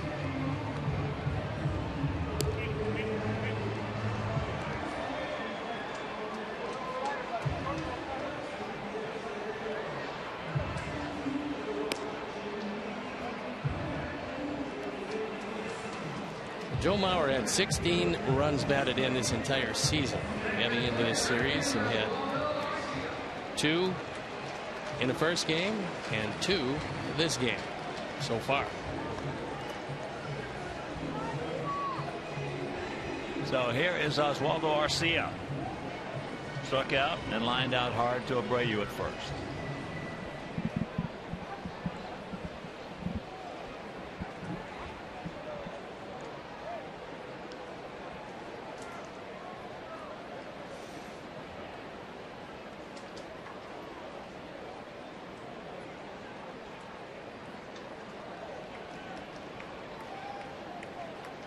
Abreu not holding Morales on.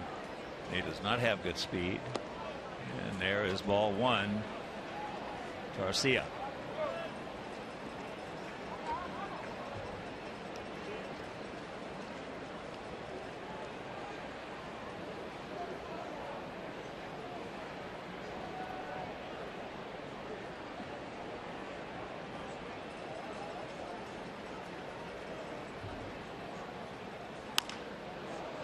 Souvenir left side.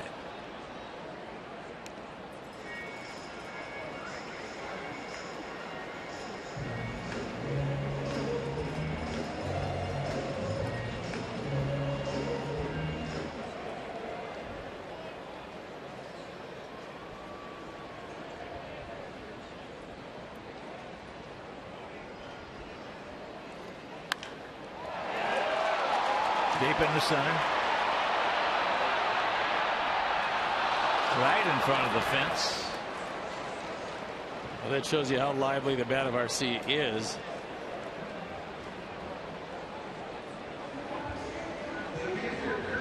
Because that was to the deepest part of the ballpark and almost left the ballpark. Well, there's no question about what his upside can be. He's got a chance to be a very productive RBI guy, which means he's going to hit some home runs. He's a good-looking young hitter.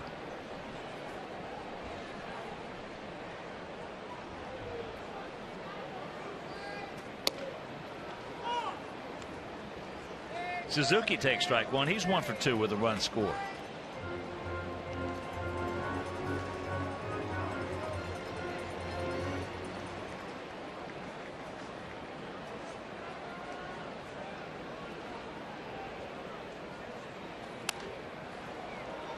Fights that one off. And the count 0-2.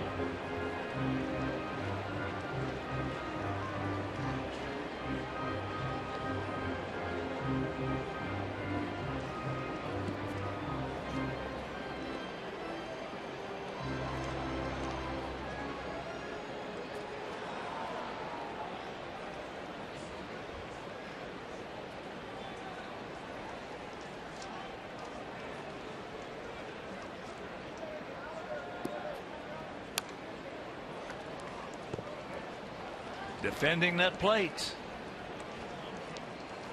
Fouls it off. Suzuki does it unbelievably well. You strike him out, you've done something. Something not a whole lot of people have done this year. Kurt has fanned 18 times in 206 at bats.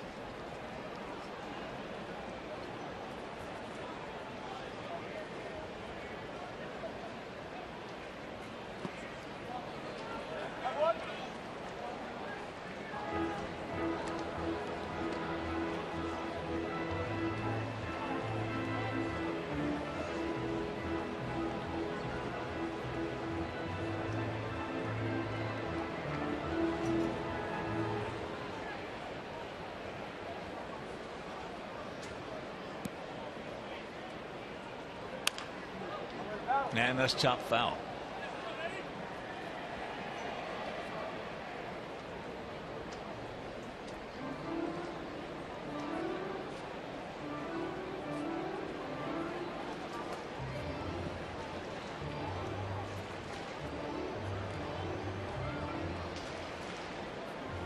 Four-2 Minnesota here in the bottom of the fifth inning.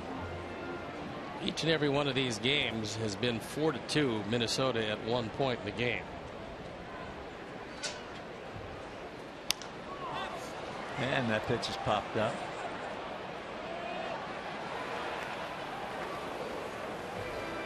That'll retire the side, but that 3 spot goes up there. We'll go to the 6th, trailing by 2.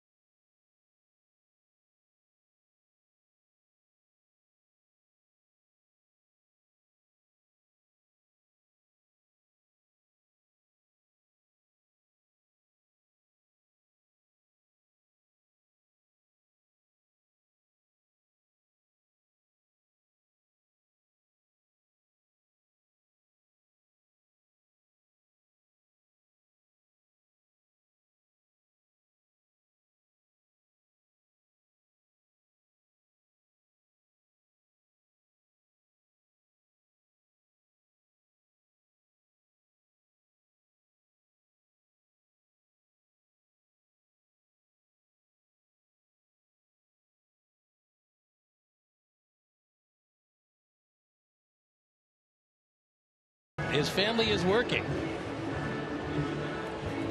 There's a couple of young Willinghams helping to change the bases. Yes. You have to make sure that it is secure. Well, not exactly that way. That's the way. All right, boys, let's get something going. Let's just don't sit back here and wait to get beat. Tank to lead it off. Takes first pitch strike. He's 1 for 2 with a run scored.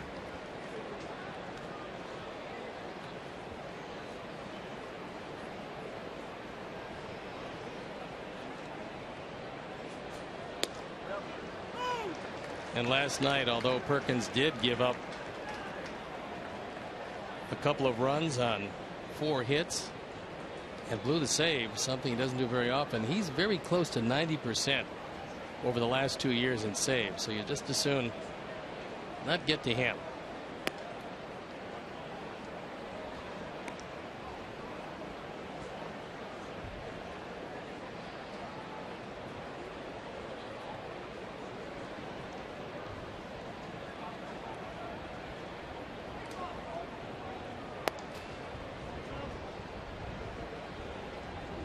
Two balls, 2 strikes to Seattle.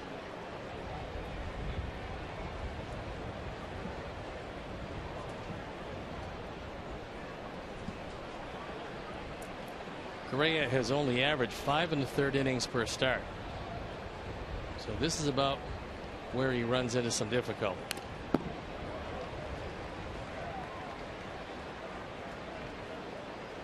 And of course,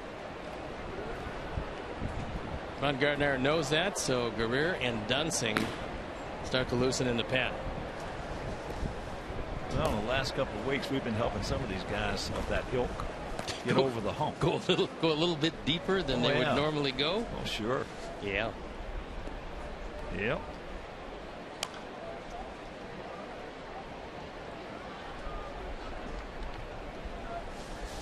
That's 97 pitches for Correa in 5+ innings.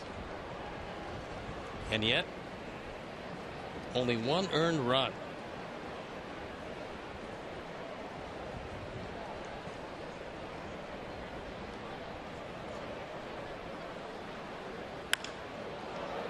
That ball hit hard into right field.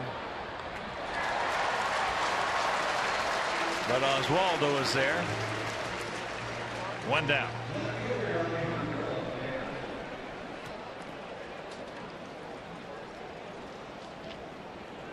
And Sox fans, join us for Noche Tropical Festival on the Plaza, presented by Pepsi on Saturday, July 19th. Located at Gate 5, Noche Tropical features Latin music performances, pregame, and other activities for fans of all ages. So 866 Sox game or whitesox.com/Tropical.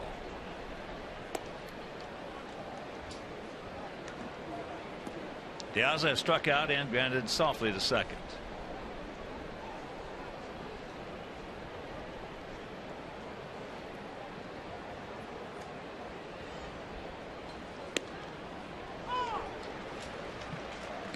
Teams go through funks like we've been in for about 10 days now, where it's not the case, but it appears to be the case. You just sit back waiting to get beat.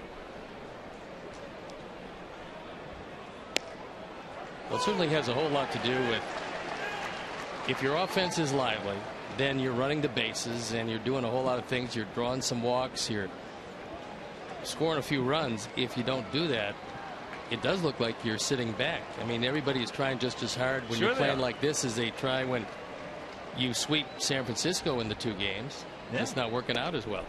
Well, that's the way it's always been with baseball. When you don't pitch well, okay, you don't pitch well. You know, when you boot the ball, throw it around like we have been, that's one thing. But when you don't hit, everything looks lethargic. Everything looks lethargic.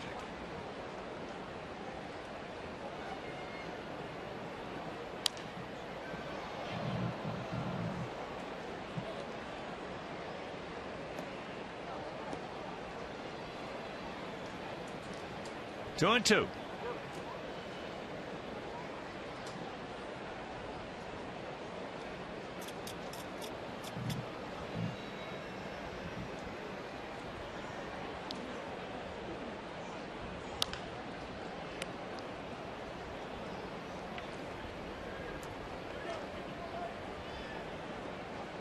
Now feel slightly to the left.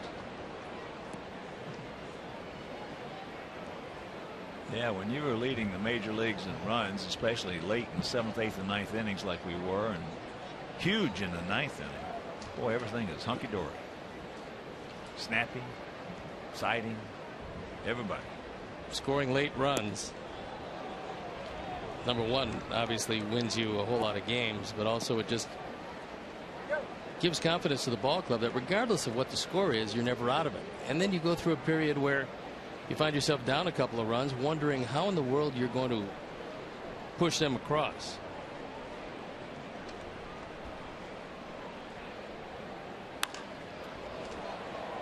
That's into center field. 2 down.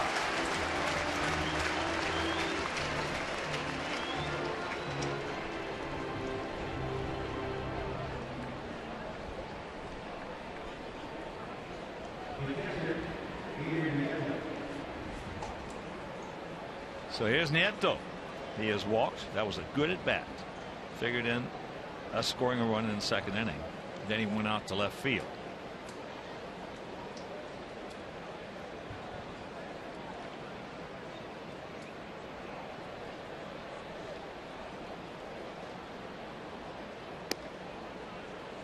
Takes ball 1.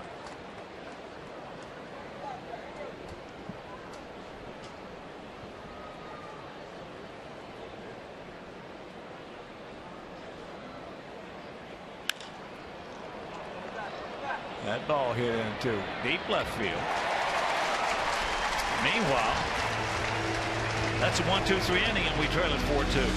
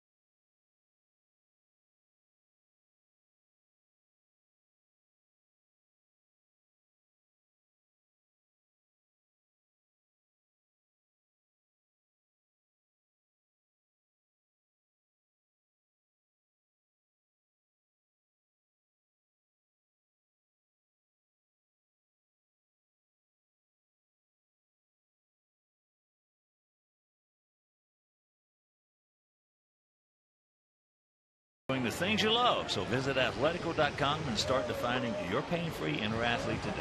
Athletico, the official physical therapy provider of our White Sox. Athletico, better for everybody.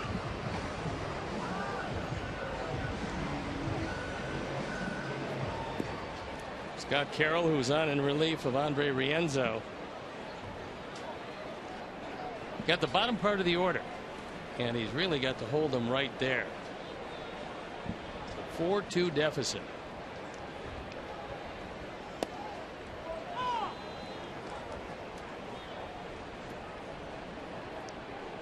Parmalee has singled and he has walked.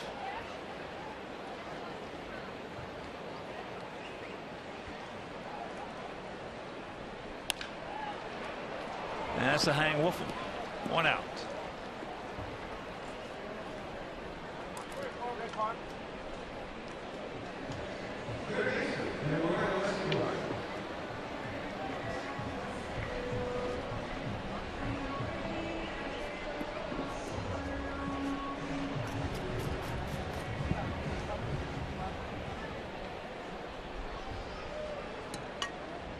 Escobar 1 for 2.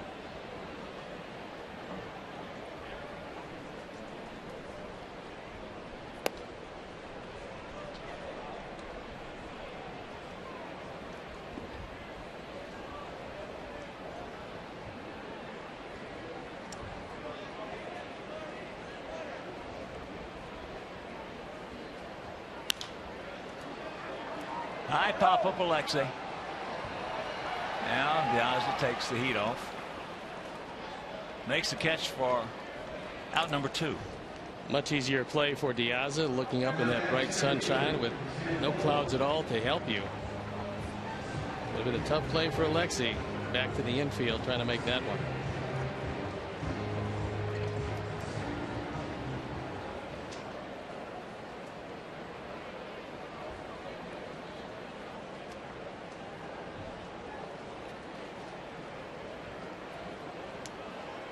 Center fielder Sam Fuld has walked. That was with the bases loaded back in the 2nd inning, and he is lined very hard to his counterpart Adam Eaton.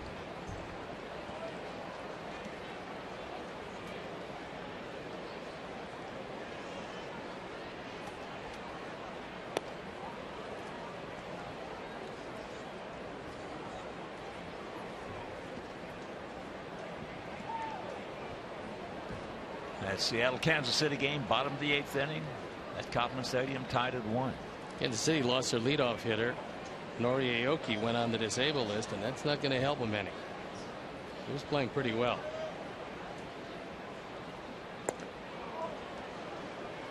He gone. 1, 2, 3 inning. It's 5 in a row retired by Scott Carroll, but we need 2 to tie.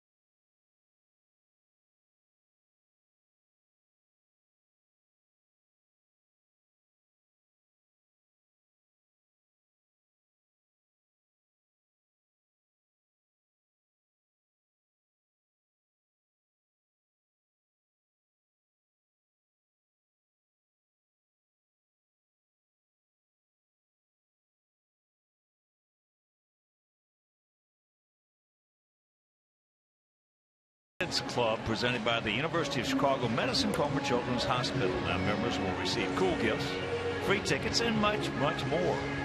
So sign up today by visiting WhiteSox.com/Kids Club. Ryan Dunsing comes in the ball game. And Dunsing, pretty good left-hander, 1-2 ERA, 2.89 out for the 28th time. Giving up 3 home runs.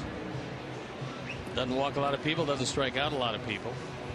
And there you look at 11 walks, 14 strikeouts. And he's got a 2-run lead. Kevin Correa goes 6, gives up a couple of runs on 5 hits. Top of the order for our guys, Eaton, Beckham, and Gillespie. First pitch strike. Adam 3 times has gone out to Dozier at second base. Once into a 4-2 fielder's choice.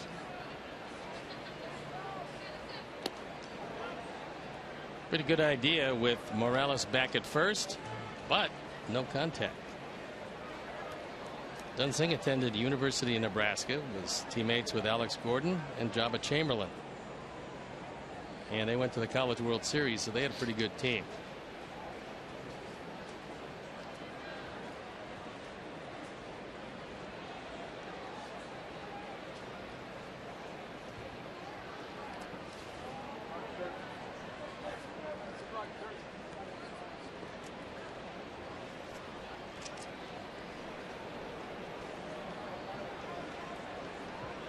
Matt Guerrier still throwing in the pen.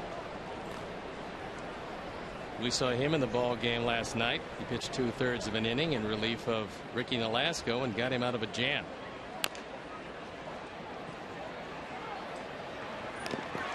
And a nice play by Dunsey.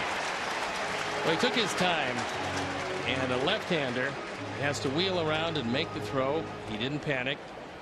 He knew he had just about a step to spare, and he got it there in time.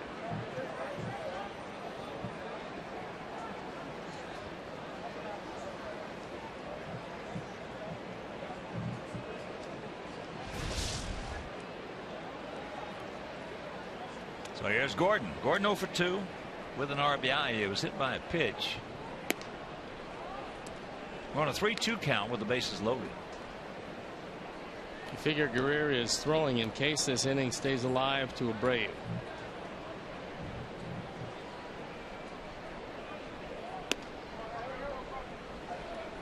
Gordon's had 24 at-bats against this southpaw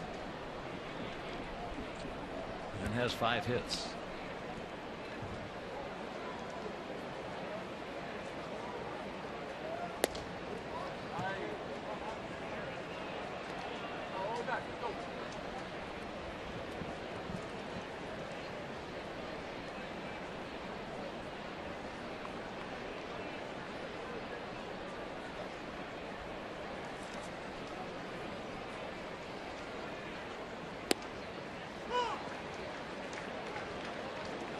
Three and one.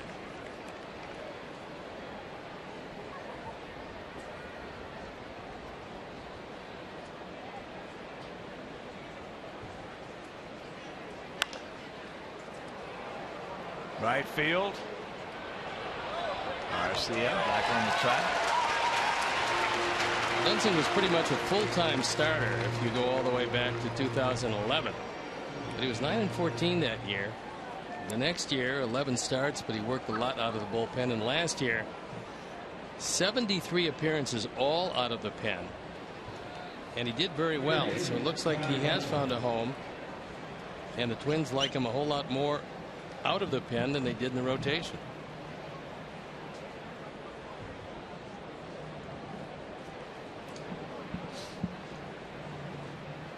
Gillespie.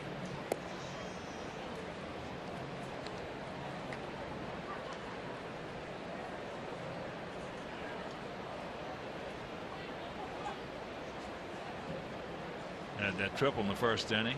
Then he grounded to second, and he has grounded softly to third.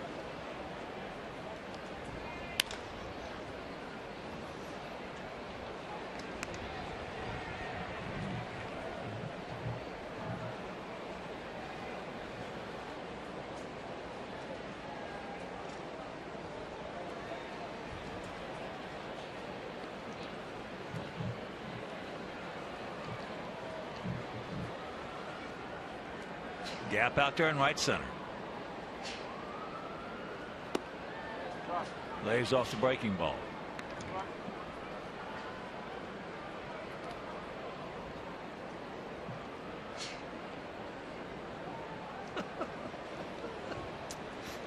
My partner, when he starts sneezing, he's going to go for 4 or 5 times. 5 at a time. Yeah, I'll tell you, it's amazing. 5 at a time. Every time it happens. Not once, not twice, 4 or 5.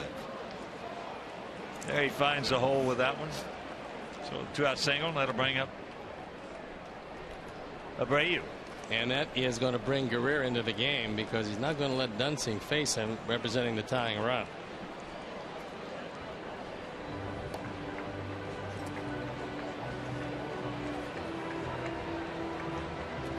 So Dunsing goes 2/3, gives up the single to Gillespie. He'll depart, and we'll be back.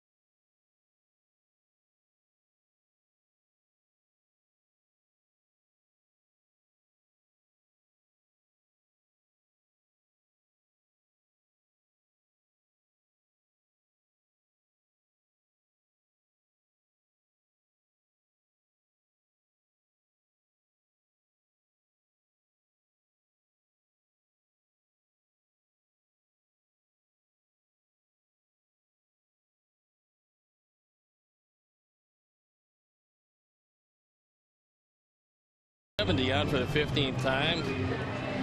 He pitched 2/3 of an inning last night, retiring Ramirez and Viciedo to get out of an inning. On our Xfinity Speed replay, we'll take a look at the first 2 at bats of Jose Abreu. A Titanic single, high off the wall, almost out of the ballpark. That drove in the first run. And the second time up, he got most of it, but unfortunately not all of it, chasing Fold all the way back on the track. Xfinity, your home for the most live sports. And then in the 5th, had another single to center field. So Cannon is 2 for 3. First time he's seen Guerrero, which bodes well. Should, because it seems like the first time he sees a lot of guys, he takes them out of the yard. The better the pitcher, the longer the home run. Kershaw, Verlander, and Hudson. First at bat, home runs against 3 of the toughest in the league. Gotta lay off that one. Caleb Thielbar, listening up in the pen. We saw him for 2/3 of an inning last night. And he's getting ready for Dunn if this inning stays alive. Gotta lay off that low and away breaking ball.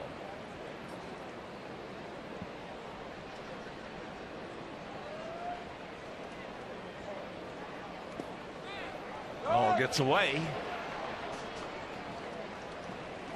It's going to be a wild pitch.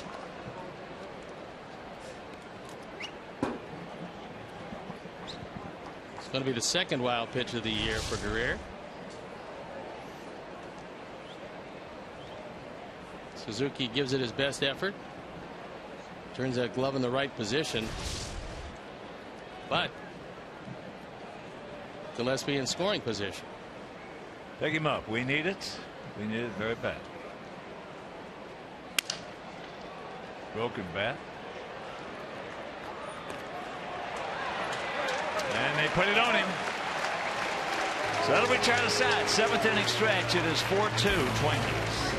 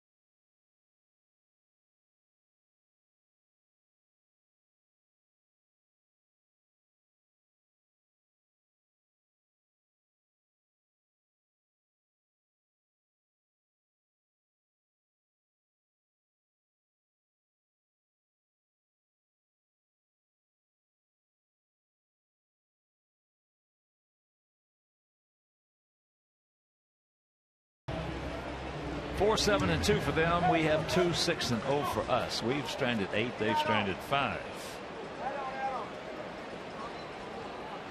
It'll be the top of the order for the Twinkies. Santana, Dozier, and Mauer to face Scott Carroll. First pitch strike. Carroll has been perfect since coming in 5 hitters ago. And he's got a tough inning with the top of the order. This part of the order produced the 3 runs on 3 hits in the 5th.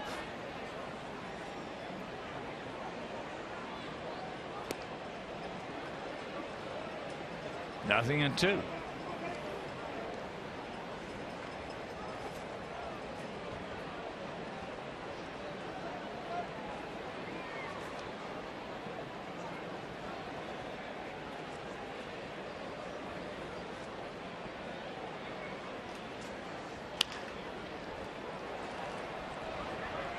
And that's out number 1. Santana now 1 for 4 with a run scored. Well, Scott Carroll is our equivalent to the man who started for them the first game of the series, Johan Pino. Pino in his 11th year in the minor leagues, getting his first major league start, got a no decision but threw brilliantly. Scott was in his 9th year of minor league baseball before he got an opportunity, came up, won his first start, and threw exceptionally well. Both studies in persistence. Dozier's 1 for 2. He also was hit by a pitch, and he scored a run. Outfield straight up, spread out about equidistant. 2-0.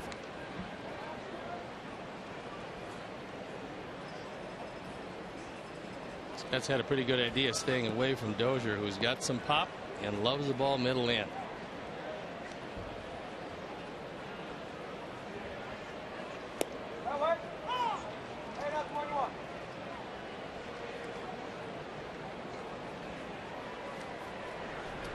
Casey Fiend throwing in the pen.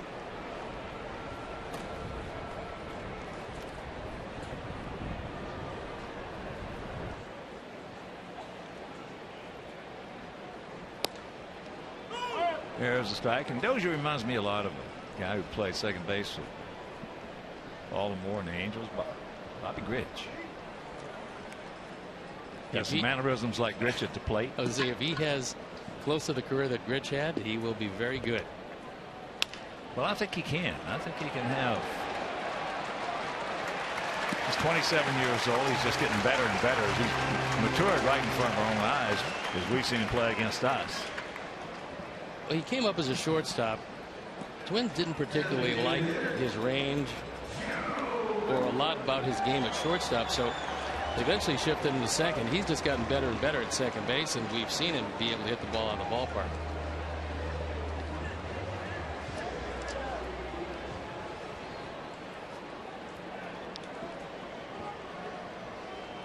So here's Mauer. He's 1 for 3. You'd have to figure that Dozier would be thinking about stealing a base here. He's pretty good at that. 15 for 19.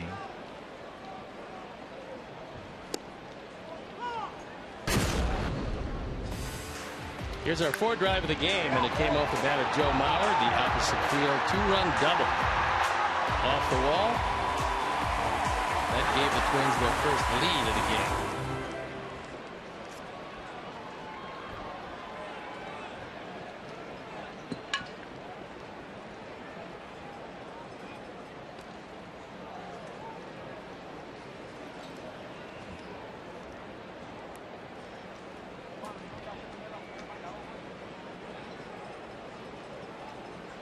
This is a tough pitch to run at 0-1 because it's pretty easy to call a pitch out. You're already ahead of the hitter.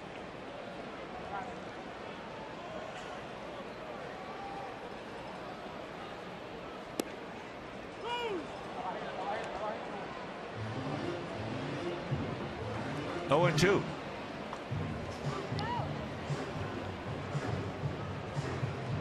Yeah, they're looking over in our dugout to Mark Parent.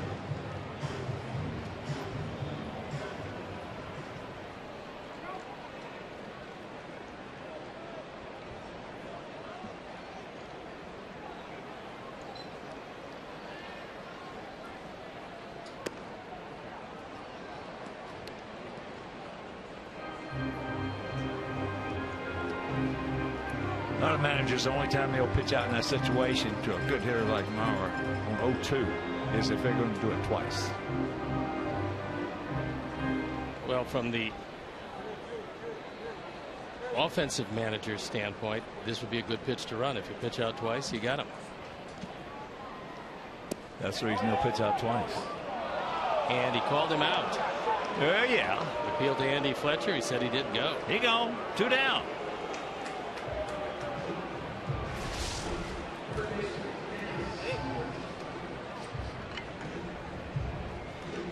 Take a look at it from the side. Yeah, he went too far. And that's a big strikeout. So here's Kendrys Morales, 1 for 3. Real smart hit back in the 5th inning. They gave him the whole left side almost, and he just poked it right through there for the RBI single to knock in the 4th one.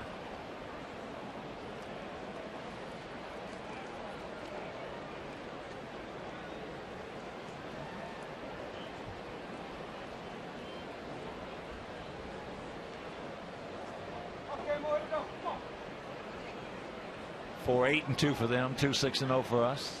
And this is the 3rd of this 4-game set. Tomorrow, the finale, and that game will be over Comcast Sportsnet.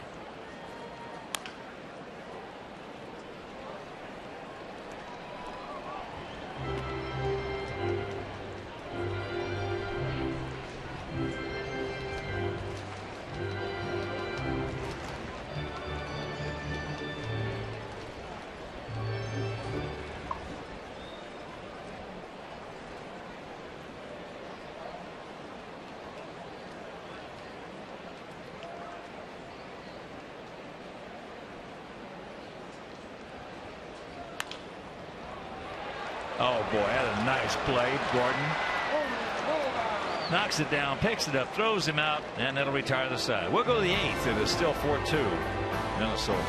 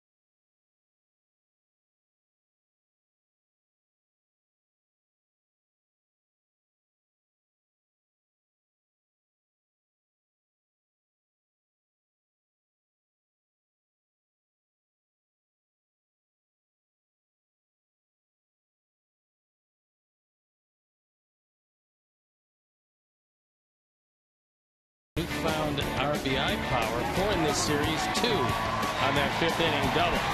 Start something special with great leases and low financing on a new Honda. Visit shophonda.com or your local Honda dealer. And Casey Fiend comes into the game. His 4-4 ERA, a fine 2.67. On for the 34th time.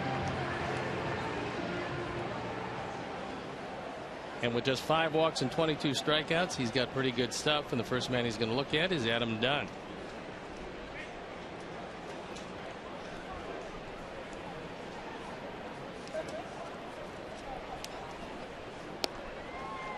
Adam takes first pitch strike. He is 1 for 2. Just missed. Just missed. A home run by inches. Fouls that one back. And very quickly the count 0-2.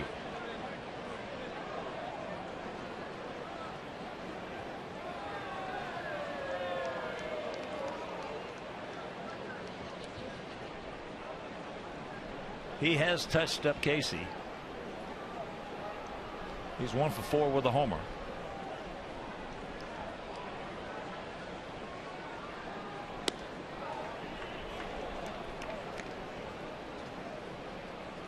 Of course, when you have 452 of them, you touched up a few guys. Yeah, especially the right-handers who are not overpowering.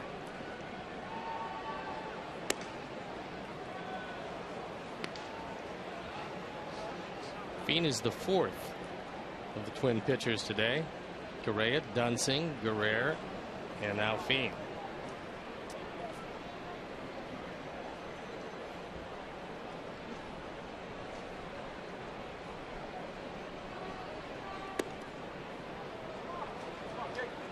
Full count. Don't help him out.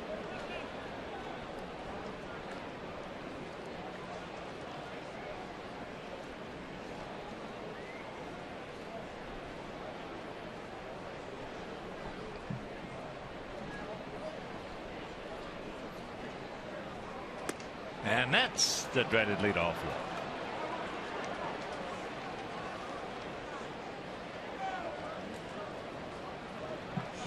So here's Alexei. He's 0 for 3 today, and he's hit it hard twice.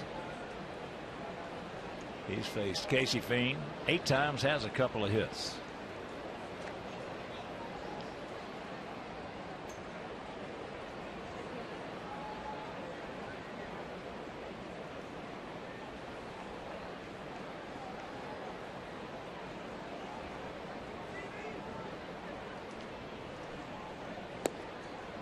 Good check.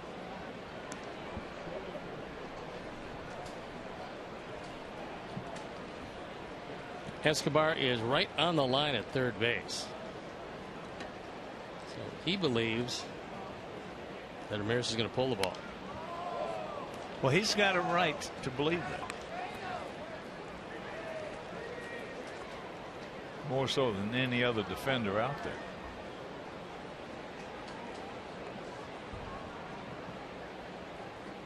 Just tuning in, Alexei first 2 at bats hit 2 hot shots down to him, and he booted both of them. Yeah, you just assume this one would go someplace else.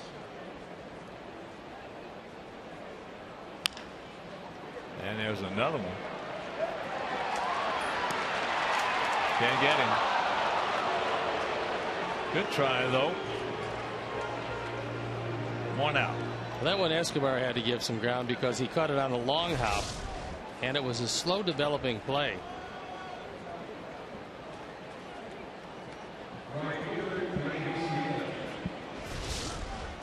Alexei just able to beat the play at first and make sure that now Viciedo represents a tying run. Tank is 1 for 3, a single, a run scored in the second. Then he hit into a 4-6-3 double play in the third, and then he lined hard to right field, leading off the 6th. That ball hit high and deep in the left center field. Or towards the end of the bat. The Tank is a little disappointed right there. So 2 down.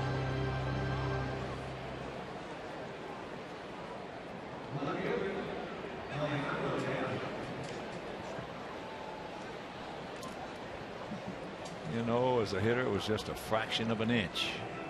Fien made a mistake because he got that ball up. It was on the outer portion of the plate, but wasn't the outside corner, and he got away with it.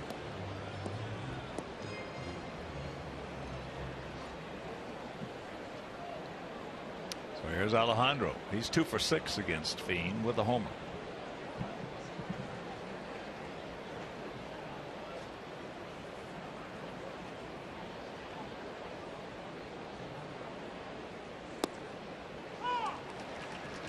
Takes a breaking ball strike.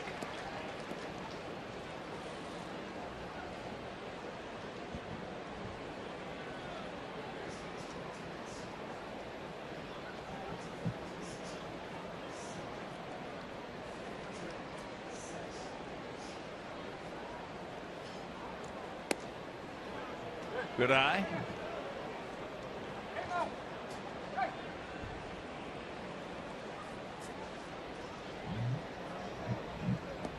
$32,647.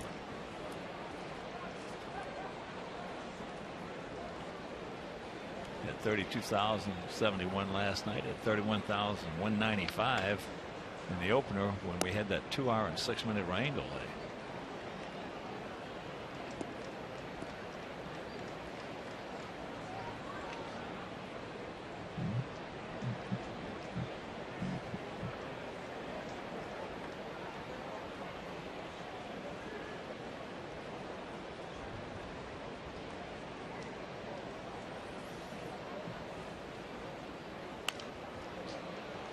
Fouls that one back. 2 out, 2 balls, 2 strikes.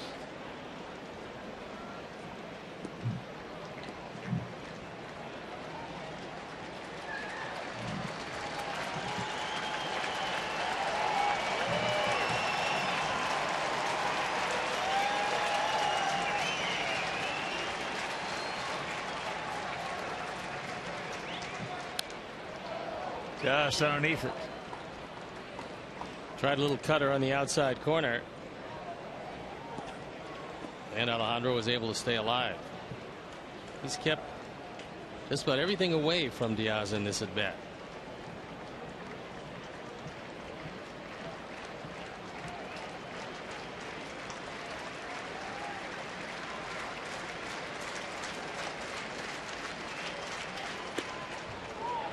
Okay. Full count.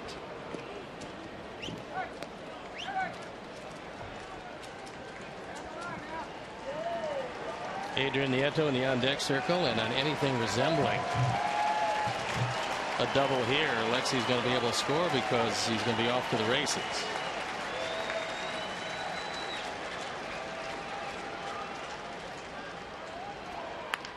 And there's the base hit. So Alexei will make the turn, and with 2 out, we have runners at the corners.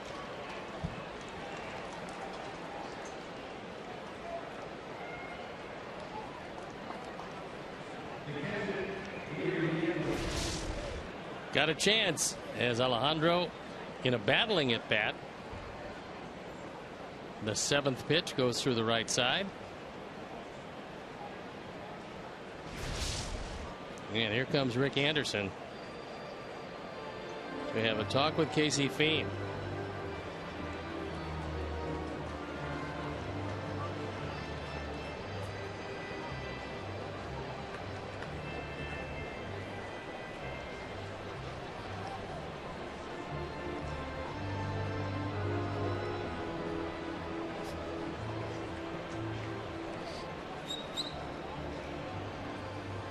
Caleb Thielbar throwing once again, undoubtedly getting ready in case the inning is still alive with Adam Eaton, who's in the on-deck circle.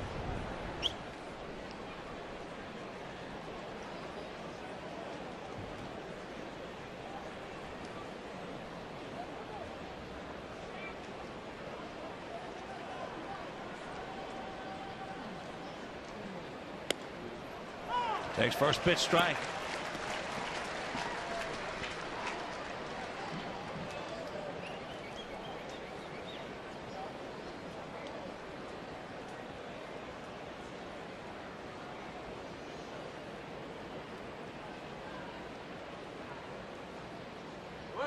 There he goes. Now pick him up. Suzuki could not come up with that one cleanly. And with the speed of Ramirez, didn't want to risk a throw. So there's the tying run. So Diaz picks up his 10th stolen base.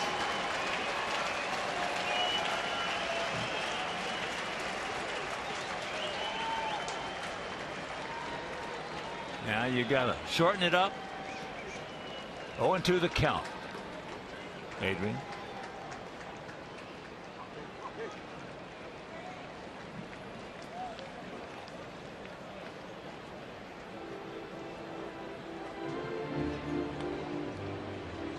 The Eyes are now 10 for 14 on stolen bases.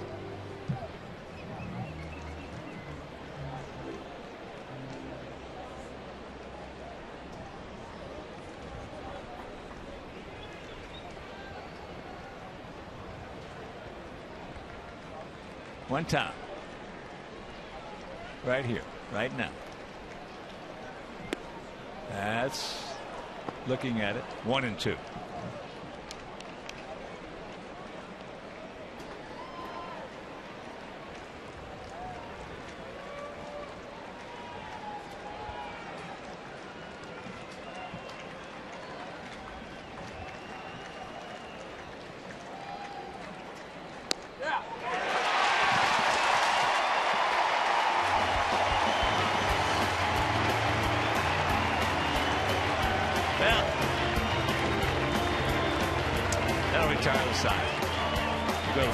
Trailing 4-2.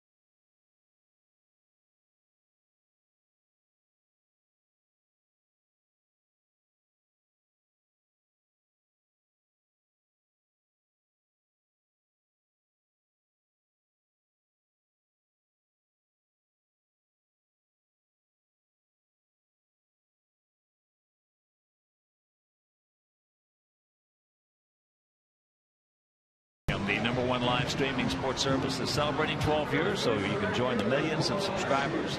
Watch every out-of-market game stream live, online, or on the go in True HD. MLB TV Premium includes a free at-bat 14 subscription, allowing you to watch live baseball on over 400 mobile and connected devices. Blackout and other restrictions may apply, so visit WhiteSox.com for details.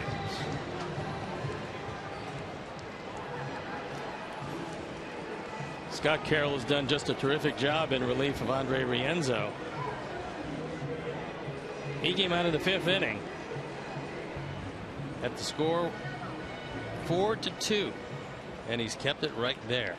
And this was the first man he faced, Oswaldo Arcia, who hit one deep into center field, taking Adam Eaton right back up against the fence.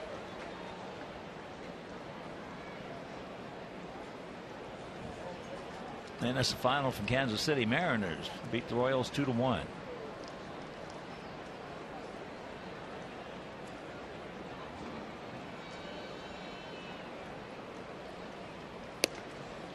Long Kansas City run, home run by Alex Gordon. Vargas pitched well. Vargas 7-3, 3.16 ERA. Loser Medina 4-1 the winner. 0-2 the count.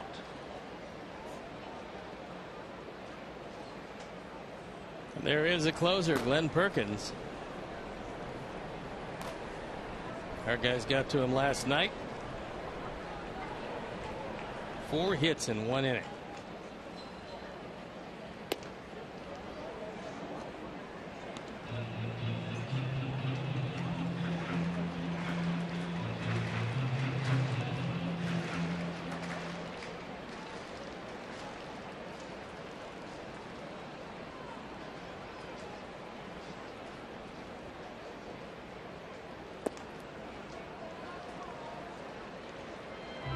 2-2.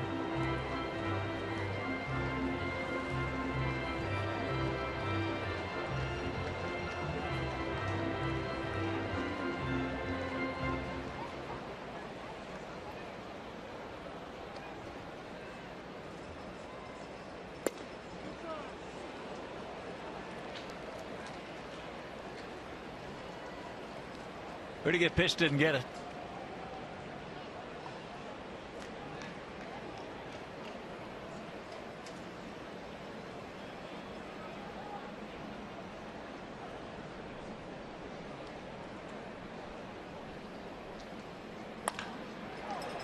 That's off the end of the bat.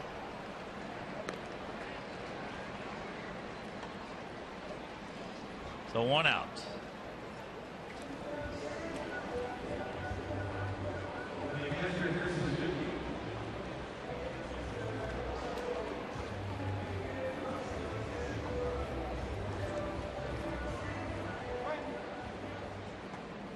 Scott Carroll's retired 9 out of the 10 guys he's seen.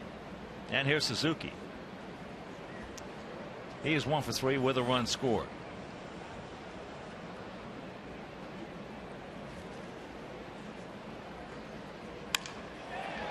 That's into center field. Yes. Hangs up just long enough. That's a hang woof 'em for Kurt. 2 down.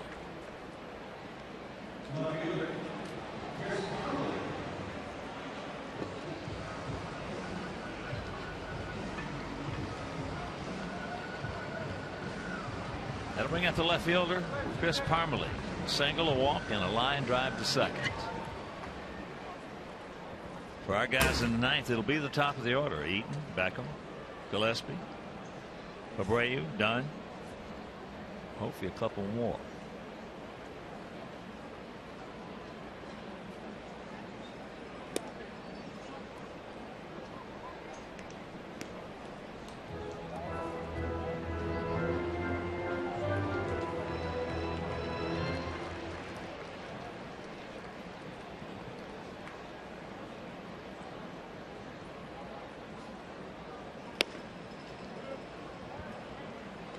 Baltimore has defeated the Yankees in the Bronx 6-1. Norris over Nuno.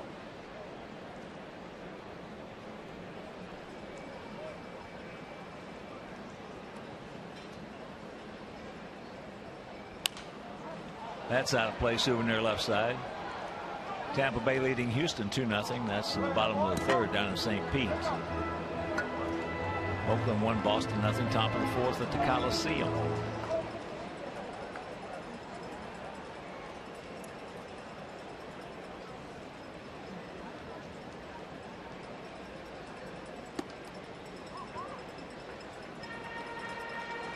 Three and 1.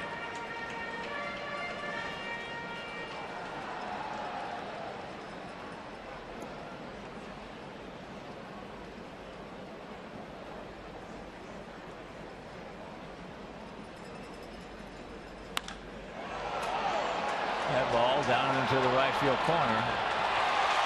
And it's a fair ball.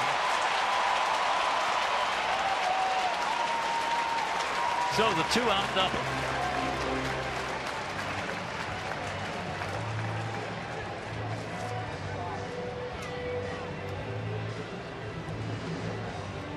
That keeps it alive for Escobar. Just the 2nd double of the year for Parmelee as that ball was hooking away from Viciedo. He could not get to it.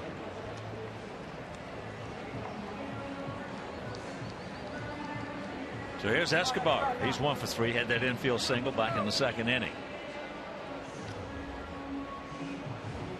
Just tuning in, we had a 2-0 lead. When in the bottom of the 2nd, they scored 1. Then they scored 3 in the 5th.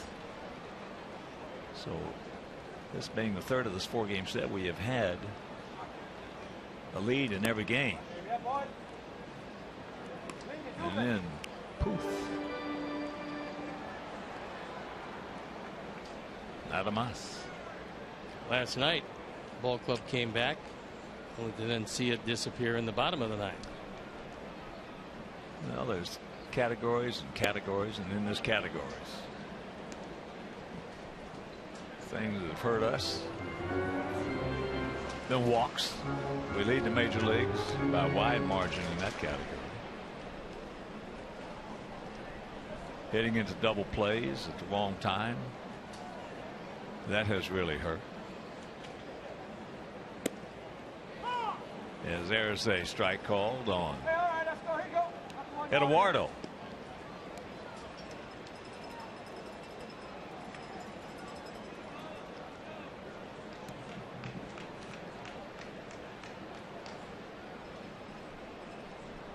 And then a lot of strikeouts. Put those three categories together. Not very good.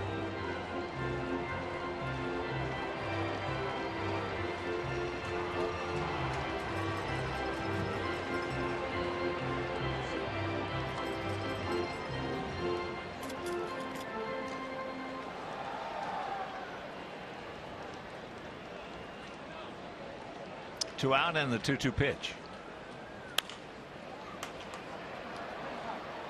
Blackstay. He got him. And we'll go to the ninth. It'll be the top of the order as we need 2 to tie.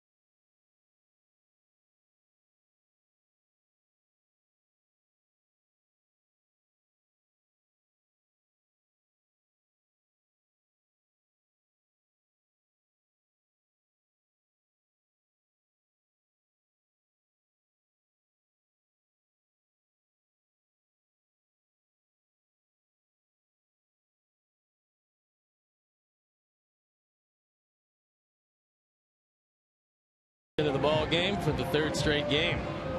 He's 3-0 ERA, 3.16 on for the 32nd time.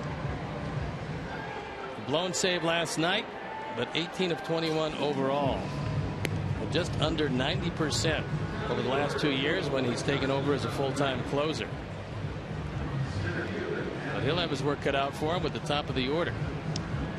So the Mark Burley lookalike on the bump. He likes his fastball.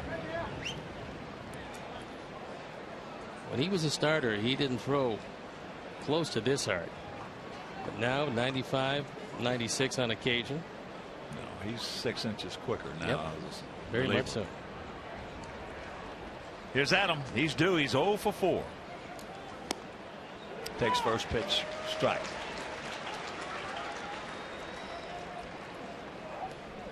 Four 2 Twinkies. They're trying to make it 3 in a row over our guys.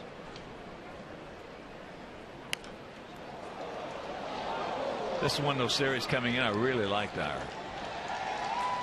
matchups. We were coming off 2 very good games against the Giants. Sure. The Giants a tough team.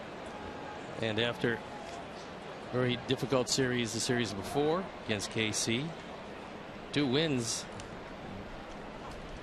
Looked pretty good coming here. Oh, I liked our chances. I liked our chances at possibly doing some real damage.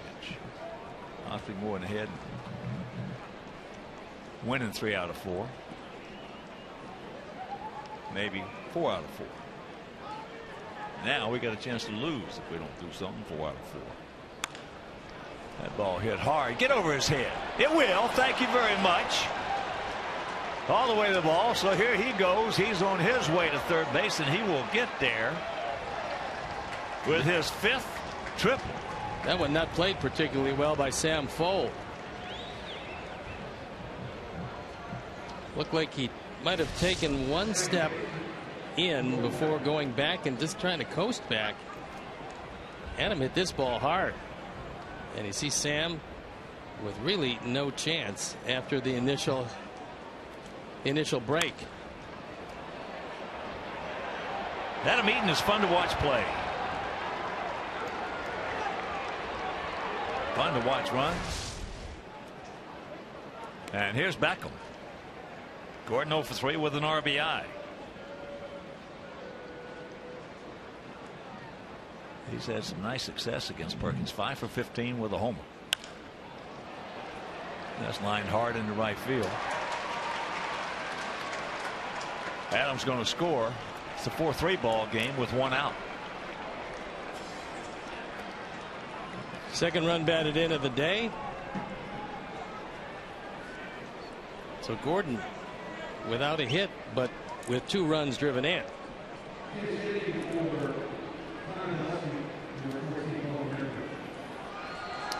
So Polly, who had a hit and an RBI off Perkins last night,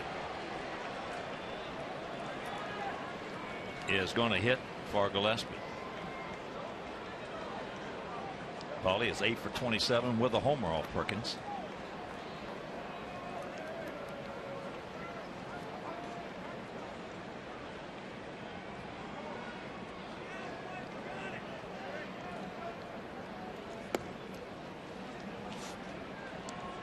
Paulie got first ball fastball last evening and has laced it into center field for that base hit.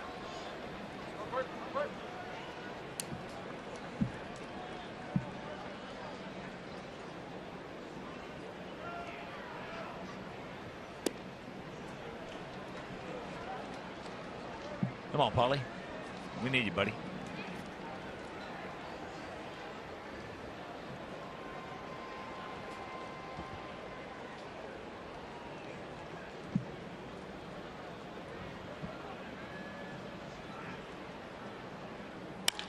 There's a shot base hit. That one almost took the hat right off Glenn Perkins, so that represents a tying run. And now ball will depart. Looks like Leury Garcia will come on. This is a rocket right back up the middle, and Perkins just barely got down in time.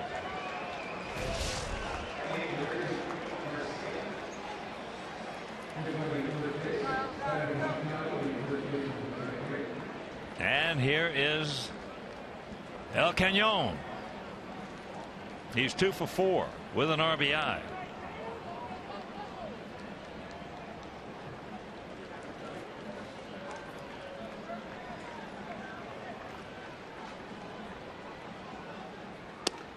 Jacks it up. He's 1 for 1 against Perkins.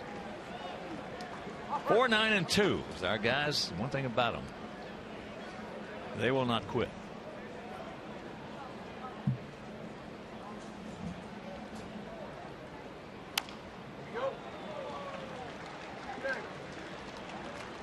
There is no quit in this ball club. No rolling over. No packing it in.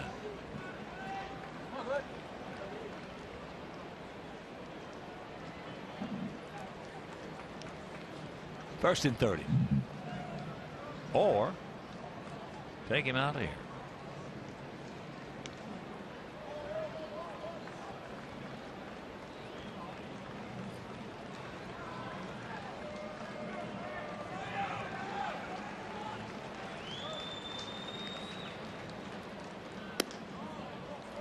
That's up high.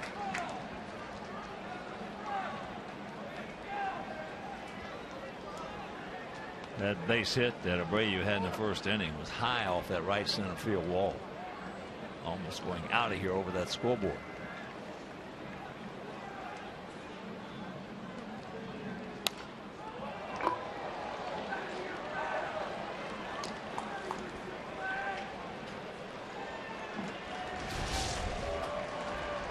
Jose loses the bat as he fouls it off.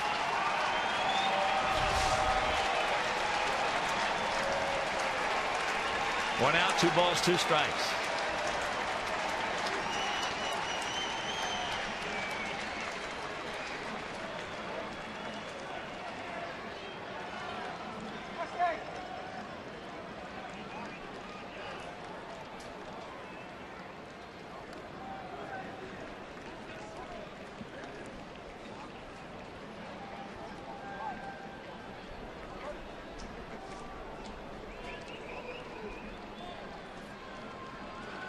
Feel very deep as they should be. Spread out. No double set.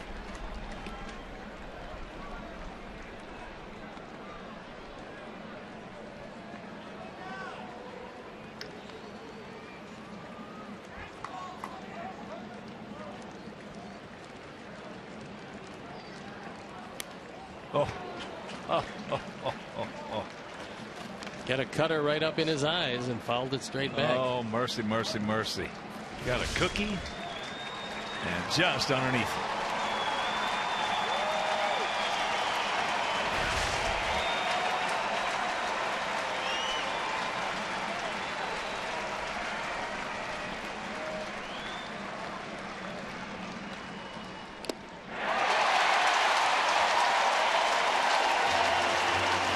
Two down.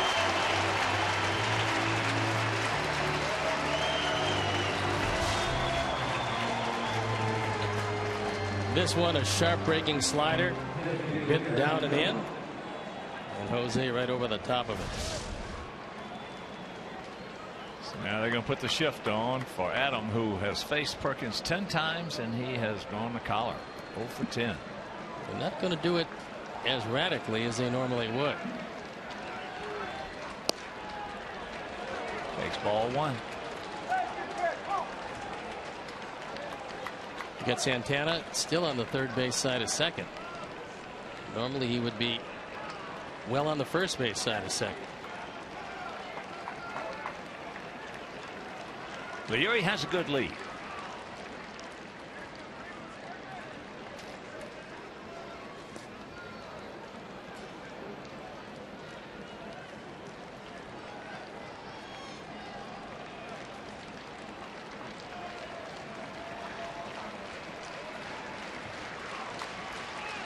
There he goes. No chance.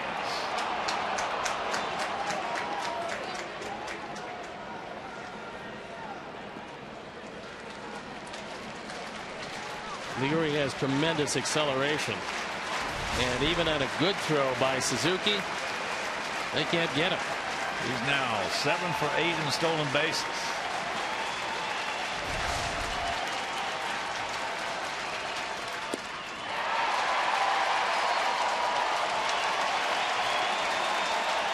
Count 1 and 2 on Allen.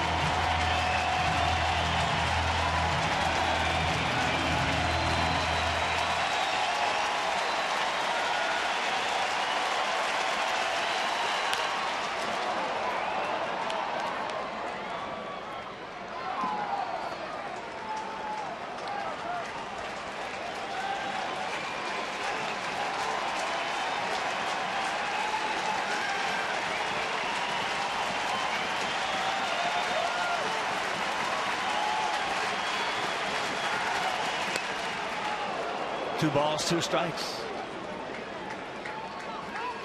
He's reaching back trying to get a little extra. That time he missed. He's trying to stay up, but he missed way up and out of the zone.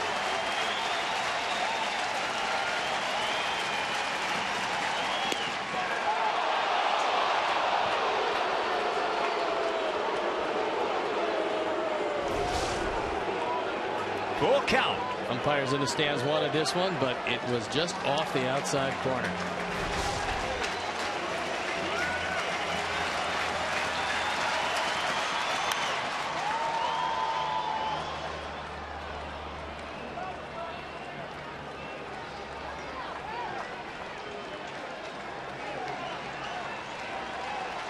Ball 4 base hit right here, big man. Like say on that.